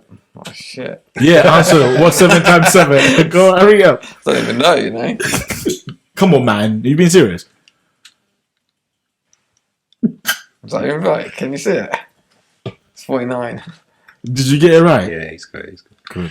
Right, so you get the ability to upgrade now. So you can you'll see an upgrade option. So every time you get shot, although you've got to answer a question, you also get a power up, and you can choose whichever one you want. Ah, okay. So it gives you an advantage over me for the next round. And again, just creating more competition between the guys or the students, not realizing that you're learning as well while you're doing all of this. Sorry, I shouldn't get so carried away. No. He's got me, right? So it's my fault. Oh, he got you? No, I let him get me. I love that. That enthusiasm. Oh my god, that was so funny. Oh, it's the way you dropped so it. I'm gonna upgrade myself now. So let's see what happens. So I'm gonna give myself like an additional speed boost so I can move really quickly. So I got you. Well, it sounds fun up in the dance. I can hear it. I didn't mean to press it. Yeah, so with a speed boost, it's like there's a big advantage because you move around so quick. So I think obviously for people viewing this, it's not going to be doing much for people, but I think that maybe. Oh no! Best believe it, I'm going to make this work. They're going to be having all the footage of whatever you guys are doing. I might try and record something. So please, if you can. I should have reminded you. Let's start to be fair. I screen record or. Yeah, I'll see if I can do that. Really. Yeah, I was a bit slow to... Marvin. I apologize about that, guys. But anyways, now we're going to get some... Since you're now recording now, definitely take him to Africa. Definitely take him to Africa. I just want him to see it. Right, okay, so we're back in. So we can use some... I've got him. Oh, no, he's gone. Yeah, boy. I got him. He's getting into it now, isn't he? Get out. I'm not sure what that means. So because I've shot him, I collect his knowledge, which is like a little plasma ball, and it's up to me to bank it. I got that right. So I can bank his knowledge. Shit. Or what? Without it, there'd be no life on our planet. And it's just the ability to talk about subjects like when you've got a visual. Mm-hmm. Oh yeah, definitely. Yeah. So, and even if I go back to planet Earth, it's like you can talk about how over so many years, millions of years, continents have moved, drifted, and also looking at. Oh, that's cool. you can see like the delicate nature of the planet as well. Because when people talk to you about things like global warming or the rise of the sea levels, you know, it's sometimes quite difficult to put an image into your head about how that might impact the countries and the continents. But you could imagine now by looking, I think you're looking at England in front of us. So you can see like if you imagine the sea levels rise and it starts to envelop the land, you can see like quite quickly how it could diminish and, you know, wreck the country basically. And there's a chance that could happen as well. Yeah, and this is it. Really, the message becomes a lot more real. Yeah. You can sort of get an idea as to what these things That's it. So, sorry, Malcolm, go on. No, I think you're actually quite right, because I was straight away ready to say, do you think that's actually that could happen? Because like, then you proceeded to say it makes it more real. Because for me, it had already made it real because I know what you guys are looking at. Well, I can kind of put myself in them shoes really, but yeah, I would say as well that because we've got a very relatively small lifetime, and we know these things take place over sometimes hundreds of years, although it's obviously speeding up now due to pollution. A lot of people seem to think, well, you know, it's going to get bad, but it probably won't affect me, so therefore I'm not that bothered about it. And I suppose that in a way you want to try and galvanise people to try and do small things that make a difference. No one's asking anyone to change the world, but little things every now and then that can help. Make a big difference in the long run, isn't it? And I think that's the power collectively, like as a whole human race. If we start to do little things, each one of us, then that's what makes the massive change. Yeah, no. I completely get you. And it's funny you've said that about the whole human race, because I was talking to Ashley about human maturation earlier on, about just that we're still babies to a certain degree and we're still growing. But anyways, we won't get into that, Ashley boy. No, Take him to Africa one more time. I don't even know if I've got the video. That's Victoria Falls. I don't know if I've loaded that one up. You should have said to me I'd do it. You're lucky. I'll show him a different one. You're lucky. What's your opinion on classic artworks, Ashley? Oh yeah. Like what? Shall I show you? I don't know. Paintings. Like Mona Lisa and them man there. Paintings and that. Yes, I'll take it. So this is like an Italian themed gallery. So if you look around the room, you'll see loads of famous artwork. And again, we use the AI to give you like a tour guide of all the different, like the inspiration behind a piece of art, why it looks like it does, that's sick. the history and life story of the artist. And in the middle of the room, we've got like a big sculpture. Yeah, you got the Mona Lisa. Yeah. It's tiny as well. Yeah, it's tiny. A lot of people look at it and go, "Is that it?" And I'm like, "Yeah, that's it." It's not a very big painting. It's insane. So they're having literally a little tour around, like, what do you say? Your art gallery? It's not art gallery, yeah. And we can put any kid's pictures in the frame. So one of the best things about this is that's dope. If you do some artwork and you're really proud of it, the teacher can put it in a frame in this gallery, really? And then potentially anyone in the world can come in and look at your artwork. I get what you mean when you say potentially, because again, it's the virtual reality type of thing. That means that room or that art gallery will always be. It's like Minecraft, isn't it? Yeah. So, like, if you were very good at art and you decided to put your own exhibition on, you could invite people from anywhere in the world. Yeah. And they could, like, come and critique or view your art and give their opinions. Potentially, I mean, you could even buy your artwork if it's that good. You could put it on sale, put a PayPal deal through. That is cool. And you know, I wouldn't be surprised. That's where maybe things will end up going, isn't it? That's the direction we're heading. That's it. Clearly. There was just a random one. I went clearly because there was one guy who used to teach me, always used to say clearly when he wanted to say clearly. Is that someone I know? No, he used to teach me at RBH. He used to be one of the manual handling teachers. Clearly. Anyways. All right, you've had enough fun now, actually, haven't you? Look at him. Do you want to stay in there? I think you could actually leave him, because I don't think you actually. If you could see, mate, both of his hands are like. There is a lot in here. So this is the point, I think, of when we were saying, Malvin, about, you know, it's been 4 years since the first idea, which came up. It's just kept going and going and going, and it's got to this stage now where it's near enough a full product. Oh, mate, and I admire your team, because I recently saw a post on your Instagram as well where you guys have actually said you're thinking of venturing into the music side of things as well, isn't it? That's it, yeah. How cool is that, man? Yeah. So the plan is to cover He's not coming out, is he? Yeah. Look at him. So it's all right. But going the plan. The plan is right to cover as many topics in the curriculum as possible, because the advantage again of this type of tech is that it's not really limited. It's only your imagination. You're right. Drum kits, like musical instruments, that we certainly want to put that in. So all of the creative side comes out. You can obviously use art in there, 3D art as opposed to just 2D. You've got the potential to do things like PE. So you can't do everything yet. Yeah. I was going to ask you how. Yeah. But with things where you use your hands, so anything with racket sports. That Okay, really well. I'm with you now. Yeah, like basketball, as long as you could use that to some extent in there. There is, in the next few years, going to be a lot more coming out in terms of like full body tracking. So you'll be able to involve all of your limbs. And for people, obviously, generally at schools where we go to, football. Yeah. And I think that will happen eventually. It'll be a different way of like working with the sports, but I think there will be something that can be done. Table tennis, like when I play table tennis, that's brilliant. That feels so natural. I was about to say that I could see how that would work.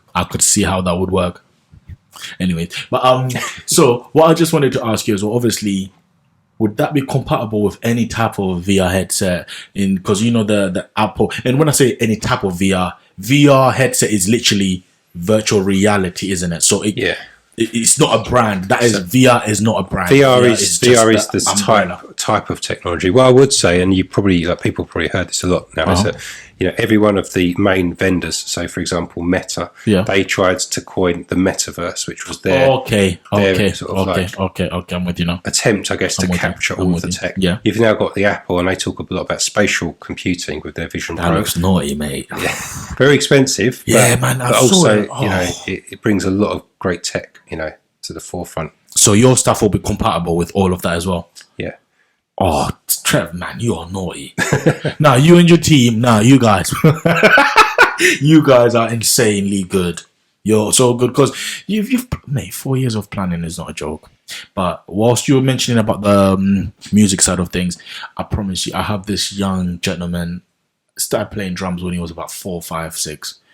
I just want him to try this out for you guys, and I think he'll give you one of the most purest reactions because he generally breathes, lives music. But drums is his first instrument. Left-handed, but he learned how to play drums on the right-handed side. Do you know what I mean? Yeah. He's incredible. That's how good he is. But anyways, so where do you see this going next then? Can you see it? Because right now, I think it's actually incredible right now, or would it be too much for us to talk about where it could go next to? Or, I think because you could be getting your ideas out there for people to steal. Those naughty people out there. You have to be a bit careful. Yeah. But I think that the product itself is probably 85% complete, and there's stuff we haven't even spoken about today. Cool. That are really important aspects of that as well. So the dream for me is that this actually has a real impact on education. Oh, it's gonna. Not just in schools, but it could be used as well at home. So if you've got kids out there that find sometimes a topic's a struggle. Welcome, boy. He's back now. Or if a lot of people these days pay for tutors. Yeah. I've paid for tutors in the past. I'm not saying that you in any way replace them, but there is some people that would find this because there's no judgment. You know what I mean? And when you're in VR and you're talking with the AI, there's no judgments being made. It's just purely there to help you, and you can configure it so that if you don't understand something, you get it to explain it in a different way. Yeah. And you can do that endless amounts of times until you feel more confident with the topic. So that's what you've included in this. Yeah, that's in there as well. So there's tutors. We didn't go in there, but there's like a room which is your personal space, and in that personal space you can configure a tutor, and that tutor then you can ask anything about the. That's cool. It's like a 1-to-1, isn't it?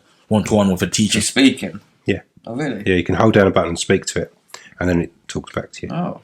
You're the law, man.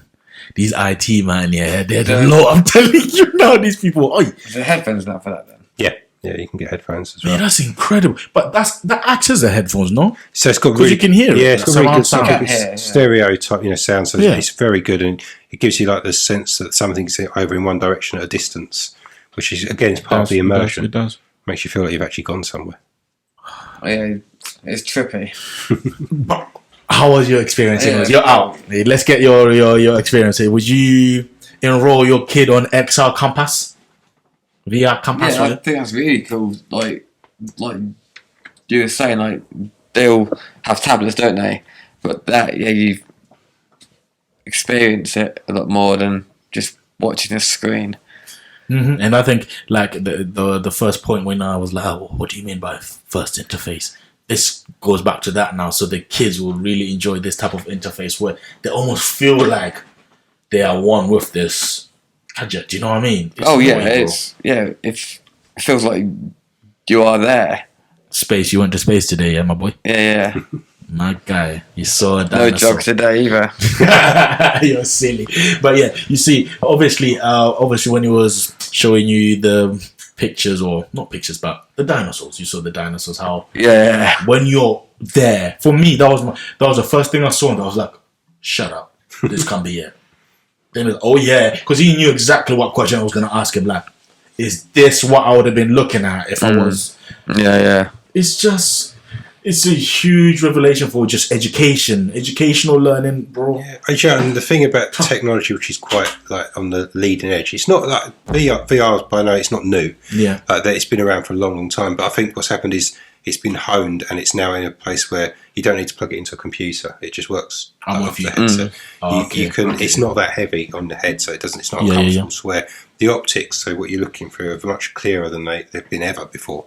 And I think all of this stuff is now going into a place where it's finally ready for mainstream adoption. So if you look at all the tech that's come before, like mobile phones, tablets, even like internet and all of that good stuff. And I think it goes through a phase where people sort of don't like it. They're like, oh, I don't like that. It's not going to work. Yeah. Oh, yeah, definitely. I can my parents saying to me, like, what on earth do you want a phone for? No one's going to use phones. You just go to a phone box. Yeah. That's how old I am. It's like when we was at school. All the teachers say, like, you've got to learn, like, all of these, whatever, because you're going to have a calculator on you at all times. That's got a calculator on there. But then even what we're doing today, it's like I can remember, for example, Marvin at school, and I think I vaguely remember a conversation like, what do you spend all your time on YouTube for? You're not going to make a living out of that, or you're not going to do anything with that. And now you look at the amount of people that use YouTube, and they've actually managed to make a living out of it. So what I think is with all these things, it's like a spike where people eventually are on the negative side. Then it starts to gradually work its way into society, and it eventually becomes accepted, and people see the real benefits of it. That is crazy. I think that is a human thing. They don't like change, do they? No. So we start seeing it, and they're like, okay. Then we start to accept it, isn't it? We'll start going through the process of accepting something. You deny it. Yeah, they're going to change. You think, okay. Oh, that's all right. That's not going to kill us. We're not going to go extinct. You think like, even television. Yeah. You go all the way back to that. That was like, people say, you go blind, you shouldn't be looking at that box. You should be looking at that box. No, I get it. There's enough on it. Go away. Anyways. But, Trev, just want to appreciate you so much, because you could have taken this amazing story, not even a story, but you could have taken this amazing thing to talk about to anyone else, but you chose Black and White Podcast, and we really appreciate just being able to talk about stuff like this. This is going to be beneficial to anyone out there, and it's not that heavy on your head either. No, it's just a good point, because the thing is, it's got to be comfortable. If you start to feel like you don't want to wear it, small head as well. It's got a small head, so I understand. I've got a big head, boy. Nah, you got a tiny head, man. Full head, small body. But no, honestly, we wish nothing but the best for you guys, and if we can ever be any helpful to you guys, please let us know. We'll be here. I mean, even like helping today, the fact I'm able to talk about it, and hopefully people will see it and maybe ask a few questions. I mean, that's the thing. I'm happy to come out, especially for schools, if anyone wants me to demonstrate. Okay. I'd always be happy to demonstrate what it can do, or even like for home tutoring, I'd be happy to demonstrate. It's just a case, I think now the first steps are just people actually knowing it exists. This is because I didn't think stuff like this existed, bro. I just thought the metaverse, like you call it, is just for gaming purposes and all that stuff. But I didn't know for learning, this is a huge game changer. This is crazy. No, it's come a long way. It's mad. No substitute teachers no more, bro. None of that. Why would you need a substitute teacher? Even if your teacher is sick, they'll find ways to they can still teach you at home. Anymore. No more sick days. Don't put their headset, and you can see over there. So we haven't even spoken about it, but the mixed reality, where you can still see everyone around you. Oh yeah, okay. Yeah, because that actually is that's even a lower barrier to entry, because you still see everything that we can now. Yeah, but then you've got digital assets or 3D models that you can put into that environment, and again, that is powerful. Some people prefer VR because it's completely like transports you, but there's also a lot of people, especially like if it's just an early sort of first steps into it, It's more a case of just sample what it can do as a digital overlay. I'm with you. Yeah, I've seen a few of them on like Instagram and stuff.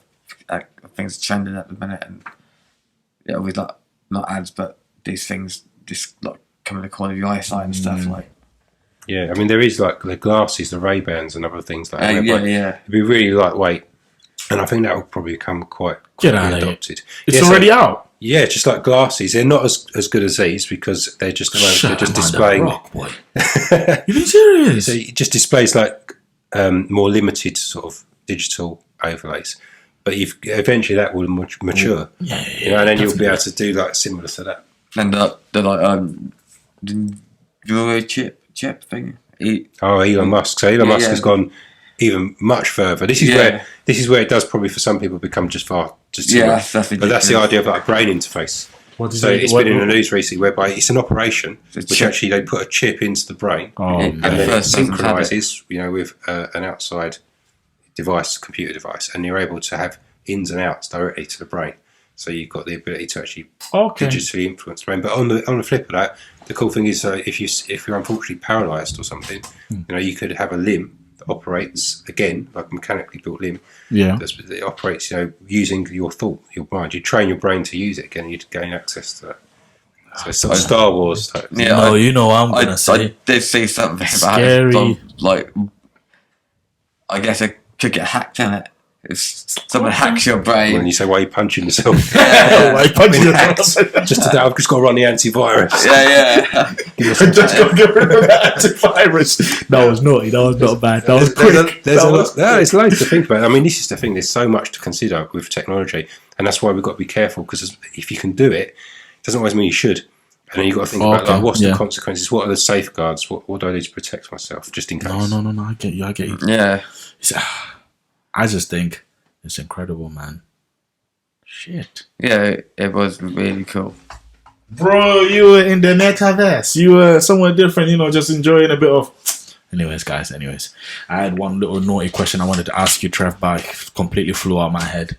Happens to the best of us sometimes as well. Anyways, we're the third best podcast in the world, so it's all right. I'll let the top two get everything correct. For us, we can make mistakes. But guys... We've had a lovely session. We can carry on talking, but I think our time is nearly coming to an end. But we can't close off for having our favorite sports section. So let's get right into it then.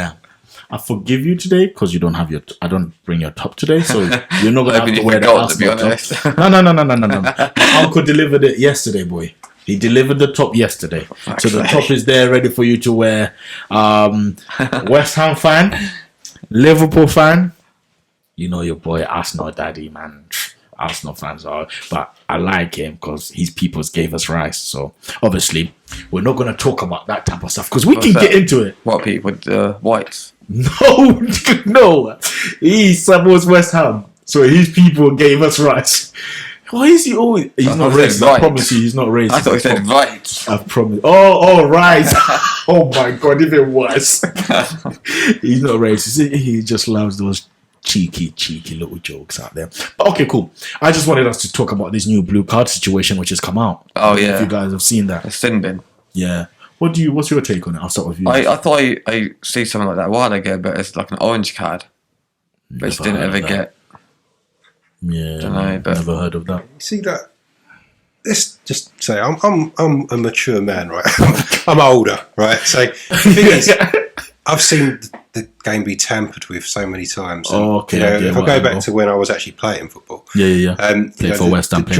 The joy of it is that it was simple. And it was just like you just dealt with mob football times, Trev. Were you there?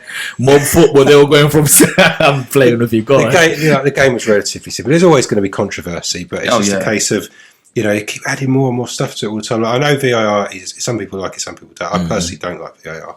I think it slowed things down. It stops fans celebrating properly. See a goal going and you wait and say they're actually going to get loud. It's all that frustration about, and then. Yeah, and even the referees don't always seem to get it right, even though they've got VAR there. It doesn't make sense. That's why they brought VAR, to stop all this mad. The way cards are distributed, I don't see consistency in it. It's whack. And you're probably gonna start about that Arsenal-Liverpool game. Don't even get into that, because mate, there was some times when the ball was out and you lot still even had the. But yeah, back to your point about cards. I mean, it's just the cards. Just leave it alone. I agree about the card situation, that they're not consistent. The only one that I think they've got to sort out is a handball rule, because it's so up in the air. Oh yeah, it's really inconsistent. It's like whoever's the ref that day has got their own view on it. It's so grey, isn't it? No, the handball situation is terrible. The hand tucked in has. No, but and how close range it is. Yeah, and exactly. Could you even move quick enough? Okay. All right, I get where you're coming from. And if you look, like the Ozil one against not Ozil, Odegaard. That one. Ozil. You can call him Ozil. But yeah, you can call him Ozil. That's smart. To me, that's handball. He was falling, but that was clearly handball, man. Yeah. Do you remember that game, right? Liverpool. Was that the FA Cup? Yeah, there's been lots of those. No, but you saw Odegaard's hand the league one. flick. You see also, like, because of course VR slows everything down and it changes the way you see it. Was it? Oh, I can't remember. Yeah, you change the way you see things in slow motion. I think that does, in real time, there is a different take on what you're actually seeing. And so it just adds a lot of complication. It does, and then people start to. It just makes the game quite complicated. So really, for me, strip it back to more simple ways and go. And referees, so part of the job is they're just not always going to get it right. Well, it's human, okay, I get it. Definitely. But they do their best, and that's why it is. It's really tough when it's to be a ref. I wouldn't want to be. I find it's very hilarious, right? I think West Ham fan, Liverpool fan, and I think these are some of the most type of fans. And you're like, I think part of the game is to have some mistakes in the games. It's all right. I mean, guys, are we being hung?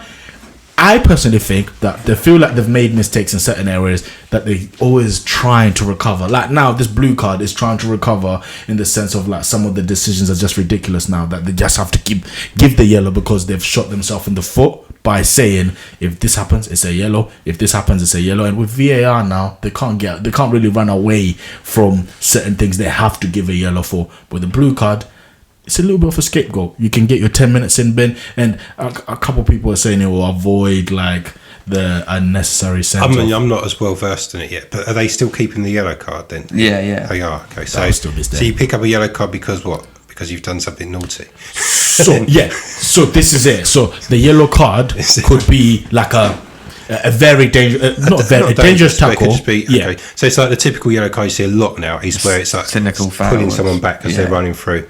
Stop it from becoming an advantage. And so would that now become a blue card, or is that still yellow? I think a blue card's more for if you like abuse the ref or something like that, then you're off for a bit. Yeah. I mean, I don't know the definition. It's a good question though. It's a good question because now I thought on that lane, the blue card can be used even for a ref to just say, you know what, you just need some time to cool off, but I can't justify sending you off because I think you're just heated because our fans have paid money to watch this game. It's like the in-between moments, isn't it? This is it. They don't want to ruin the game anymore, and I think that's what they may be figuring out that they have. I think they're trying to overdo it though. Oh mate, they've ruined it. Because if you talk about after like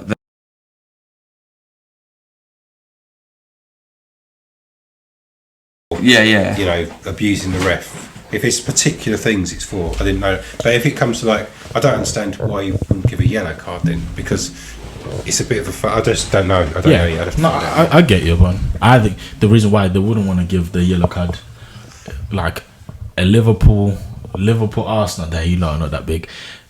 Arsenal City, you don't want to ruin the game. Let them finish it, 11 men. So I think when the they're just giving the referees, so they don't have to be pointed at every single time. They're just giving them, you know, another scapegoat. So obviously a blue card's going to hurt the team more. You're for 10 minutes. Yeah. So it should stop them doing it. Yeah. But the guy will still come back for 10 minutes. Arsenal have gotten really good at playing 10 minutes. I think this might do. If he does come in, it might radically change like the tactics when that card's issued. So they'll go to some sort of ultra defensive formation, make it really boring. There we go. And then what you're doing, you're ruining. Again, this is why I say I'm against it. You're ruining. We go to watch football because it's entertaining.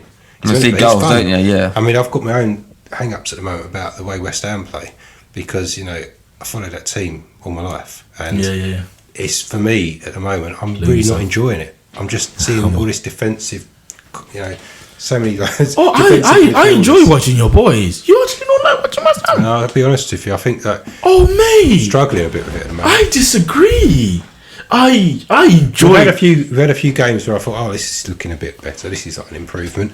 But then, personally, and it's everyone's own opinion, I'm just not a fan of David Moyes' tactics or approach. He's an old school manager, isn't he? Old school, and obviously for him, defense first. It's always defense first. Okay. And I agree, there needs to be a balance. Like, as any good team has a good balance, but sometimes it just feels like it's just constantly just playing off on a break, low possession, just hoping for a lucky chance. It's high risk, isn't it? Yeah, and once we concede, it never feels like we're going to get back in. Yeah. Don't you feel like that's your level, boy? I'm actually asking it.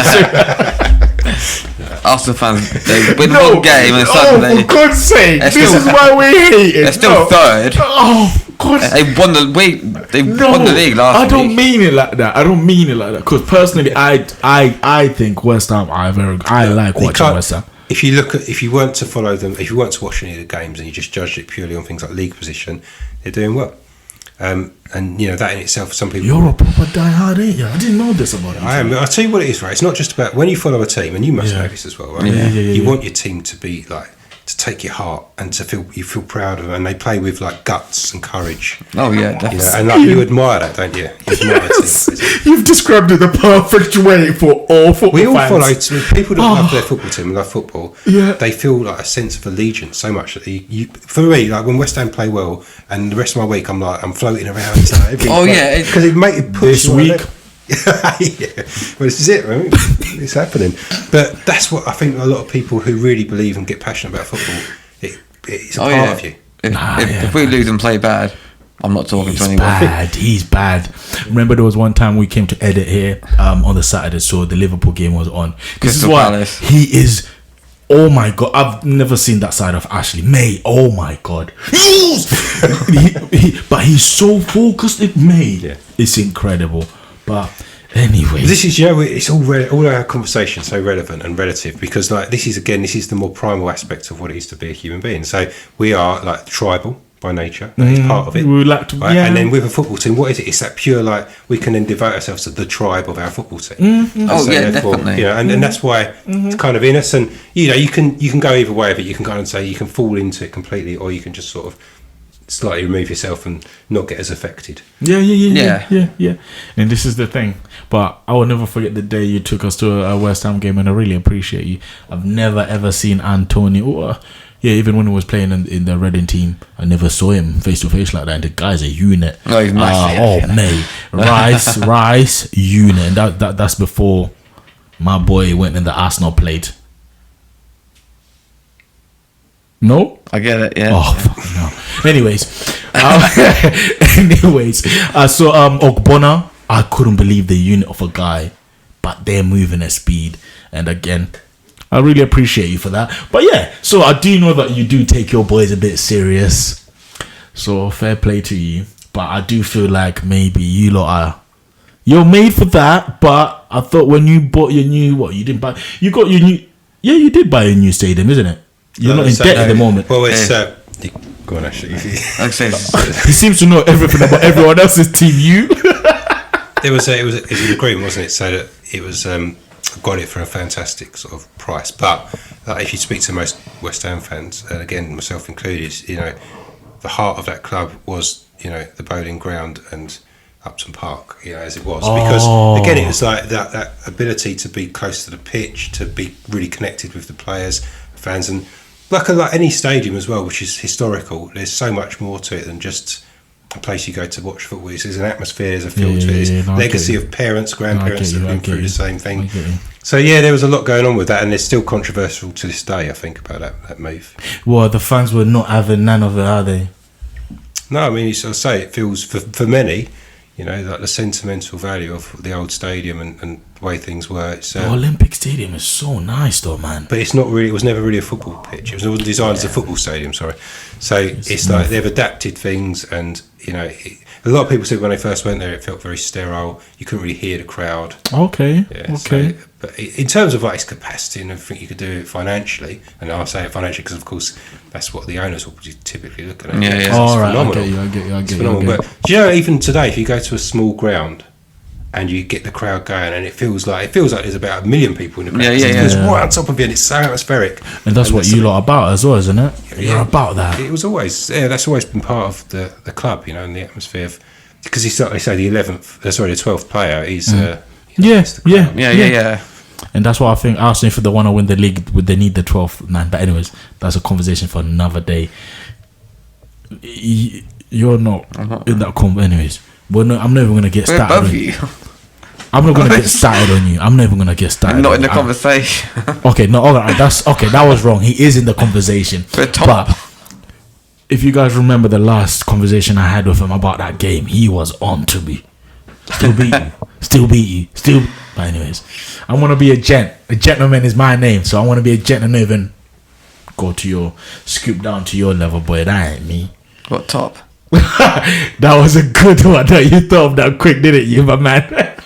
But anyways, Trev, so let us know who you think is going to win the league, though. Because obviously you got Liverpool and... I still think City will win the league. To be fair, he said that from start. You haven't you? All you've done now is give them the green light to go win both their games in hand and go top again. There we go. I disagree. We said we're not going to speak about Arsenal and Liverpool today, but you're pushing me to that. But Trev, who do you think is good? It's Trev. Trev is the only one who's allowed to speak about Arsenal and Liverpool today. But yeah, Trev, go on, baby. Yeah, so I think there's things that are going to impact, you know, the Liverpool season now with Klopp's announcement and, you know, some of the repercussions, like the impacts of that. I feel that the team, honestly, it's going to go on to win it, is the team that can find that consistency. And you know what I'm going to say, probably the one that seems to do it every year. Isn't it? It's like just looking at the past. The only way I evaluate this is looking at what's happened before and what seems to be happening now. And I'm seeing it happen again. Yeah. They're finding that rhythm. Are they finding that rhythm again? They've got the key players back now as well. I made a ludicrous comment the other day on social media when I said we don't care about De Bruyne, bring him back. Mate, I saw the first... There's some high quality there. He's a joke. Go easy on us, man. But the boy is alright. He's good. But do you think he could have ever won a Ballon d'Or, or he's Ballon d'Or worth? I don't think he is. Well, he did score enough goals. Well, as a player, he's the best. Does he have a World Cup under his belt?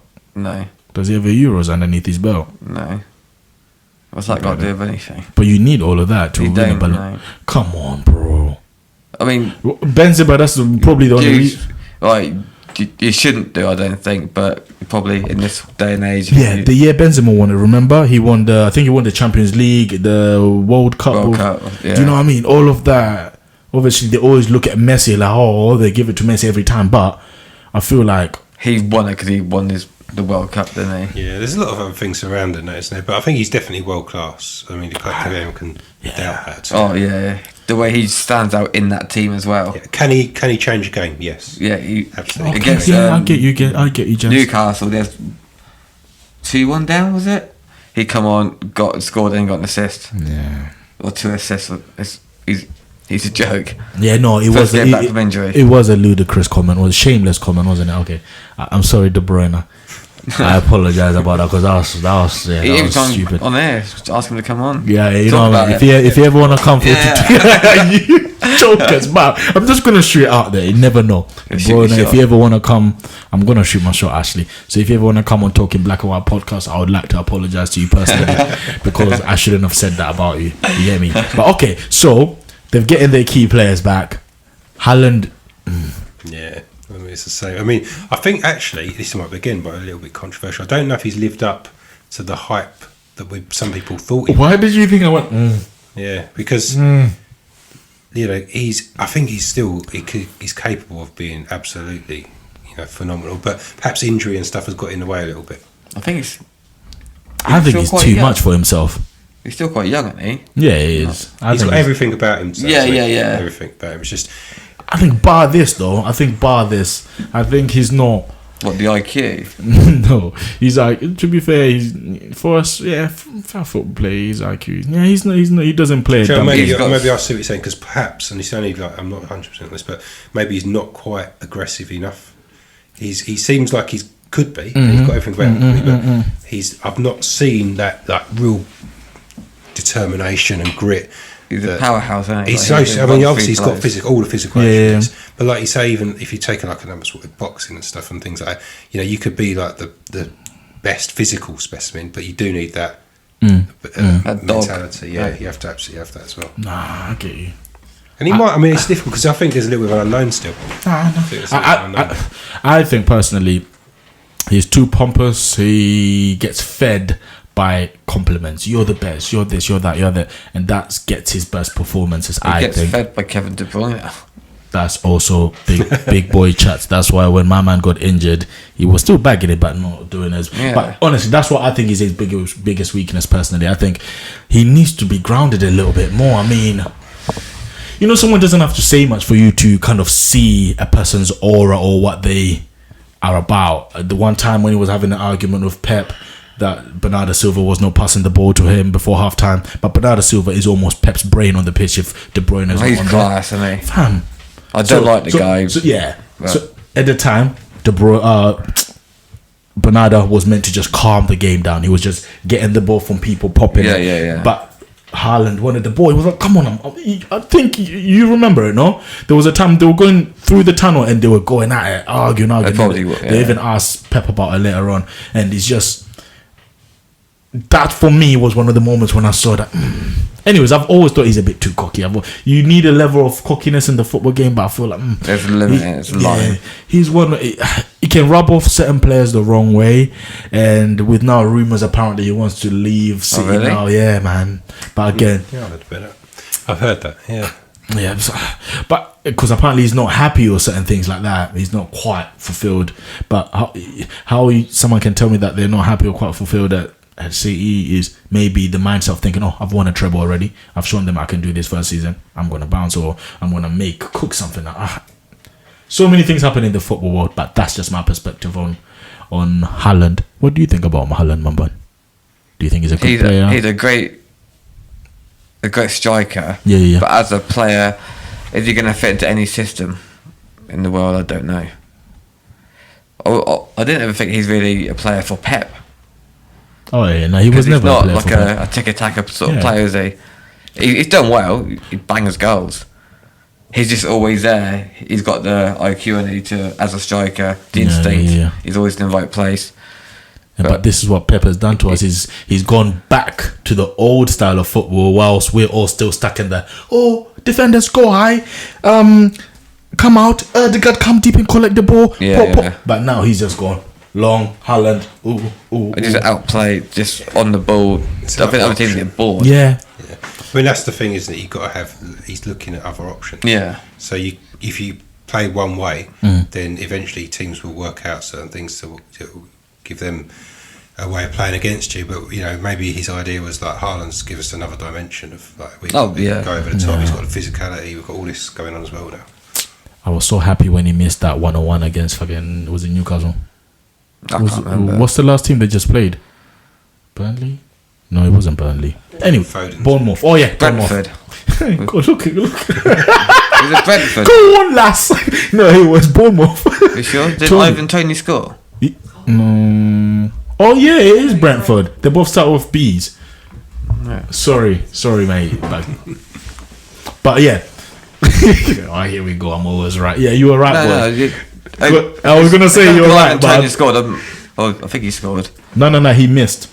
Arteta would have been. That's why they said there was memes going around that Arteta laughing and ripping the contract because he missed. Yeah, because he missed.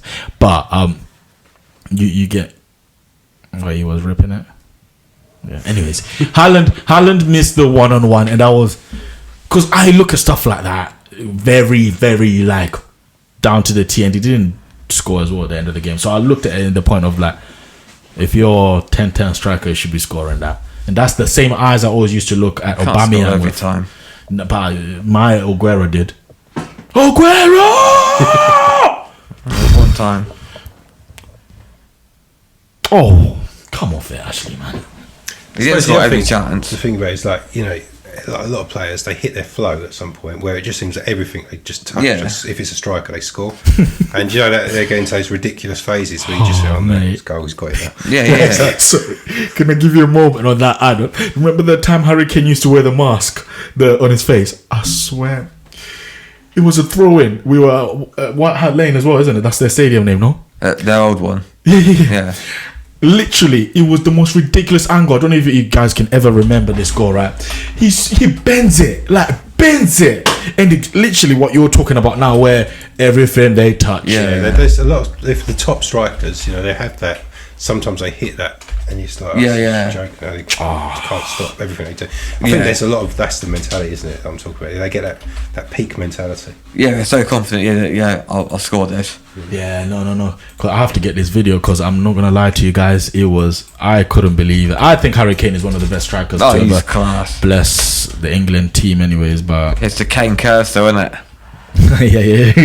He's gonna go to Germany and they probably won't win the league title as soon as he goes there. You think they're not gonna win it this year? I don't think they will. Leverkusen, I think's got it. Yeah, apparently Xabi Alonso is doing really well down there. Have you heard as well, Trev? Unbeaten still. Yeah, I've heard. In the Bundesliga. They're the only team unbeaten. I don't know. Was I connected to your Wi-Fi, boy? Because my thing is disconnected now. Was it mine? I don't know. If that's okay, Trev. I don't know if you remember. Yeah, you should be able to. Just, you got the. Yeah. Which one was that again? The top one, I think. Yeah. Is it auto connecting? No, it still needs a password. Yes, please. You okay? You alright though, yeah? Nah, I just need to show you guys this goal because the goal was naughty. But yeah, so you think the Harry Kane curse is going to carry on with my man? I think it might, you know. Oh my god. As they didn't win the trophy his first game for him either. They lost because they had to play Dortmund. Was it Dortmund? Nana Abi's Leipzig, whatever that's it, yeah. And lost that. I couldn't believe it, man. It's a real thing. Yes, see, that's the first goal which pops up. Look at that. Look where he is. Look where he is. He always scored against Arsenal as well. No, he that is Arsenal, and he scores That's what I said. He always scored against Arsenal. Look where he is. I'm gonna keep on pausing it. Look where he is. Look where he went. And we had just immediately scored. Nah, the replay, man. Oh, they're not even going to show it. But anyways, you saw the angle, how ridiculous that angle. So, one thing probably everyone knows is that he can strike a ball like it's ridiculous. He's a great player. That technique. Yeah. You know, the power combined with that whip and that precision. And he's not just a striker. He drops back. He starts to play, feeds the others and that. The English game is going to miss him for a while until he comes back. But I just think he's amazing. You know the thing about him, he understands the game past just. Oh yeah, that's what I mean. Yeah, he's got the IQ. I would always know that Harry Kane is about to win a free kick. Yep, he's won the free kick. Harry Kane is gonna win this ball. Yep, he's good. And he'll just put his body in front and goes, ooh, goes down. A few times against us. He's a public school boy. He knows how to. It's actually quite red. Harry Kane never got yellows or red cards, you know. If you notice, I can't even. But anyways, guys, I just want to thank you. If you're still here with us right at this moment, that means you've been literally enjoying our chat, or you've been just writing notes about how weird we are. But I hope you've not been doing the latter. I'm just gonna thank you though for sticking around with us, and gents, thank you once again for being here. But all I'm just gonna say is, stick with us, guys. We're trying out here, and we're gonna keep on trying. We're gonna keep on trying to improve new things as well. Eddie, we need you. We miss you. Not that we're still cooking, but we want to let you know that we are thinking of you as well, my brother. TK, you let him down.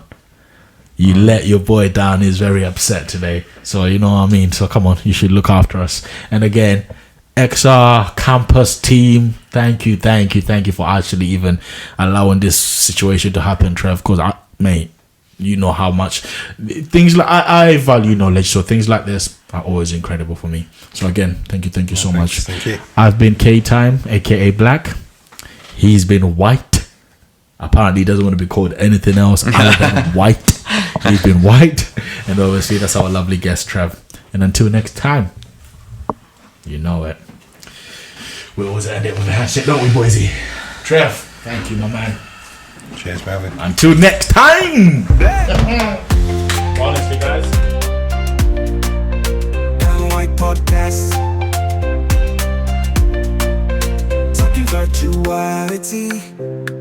Black and white podcast. Talking virtual reality. Black and white podcast. Creating opportunity. With Campus XR, we're upgrading the scene.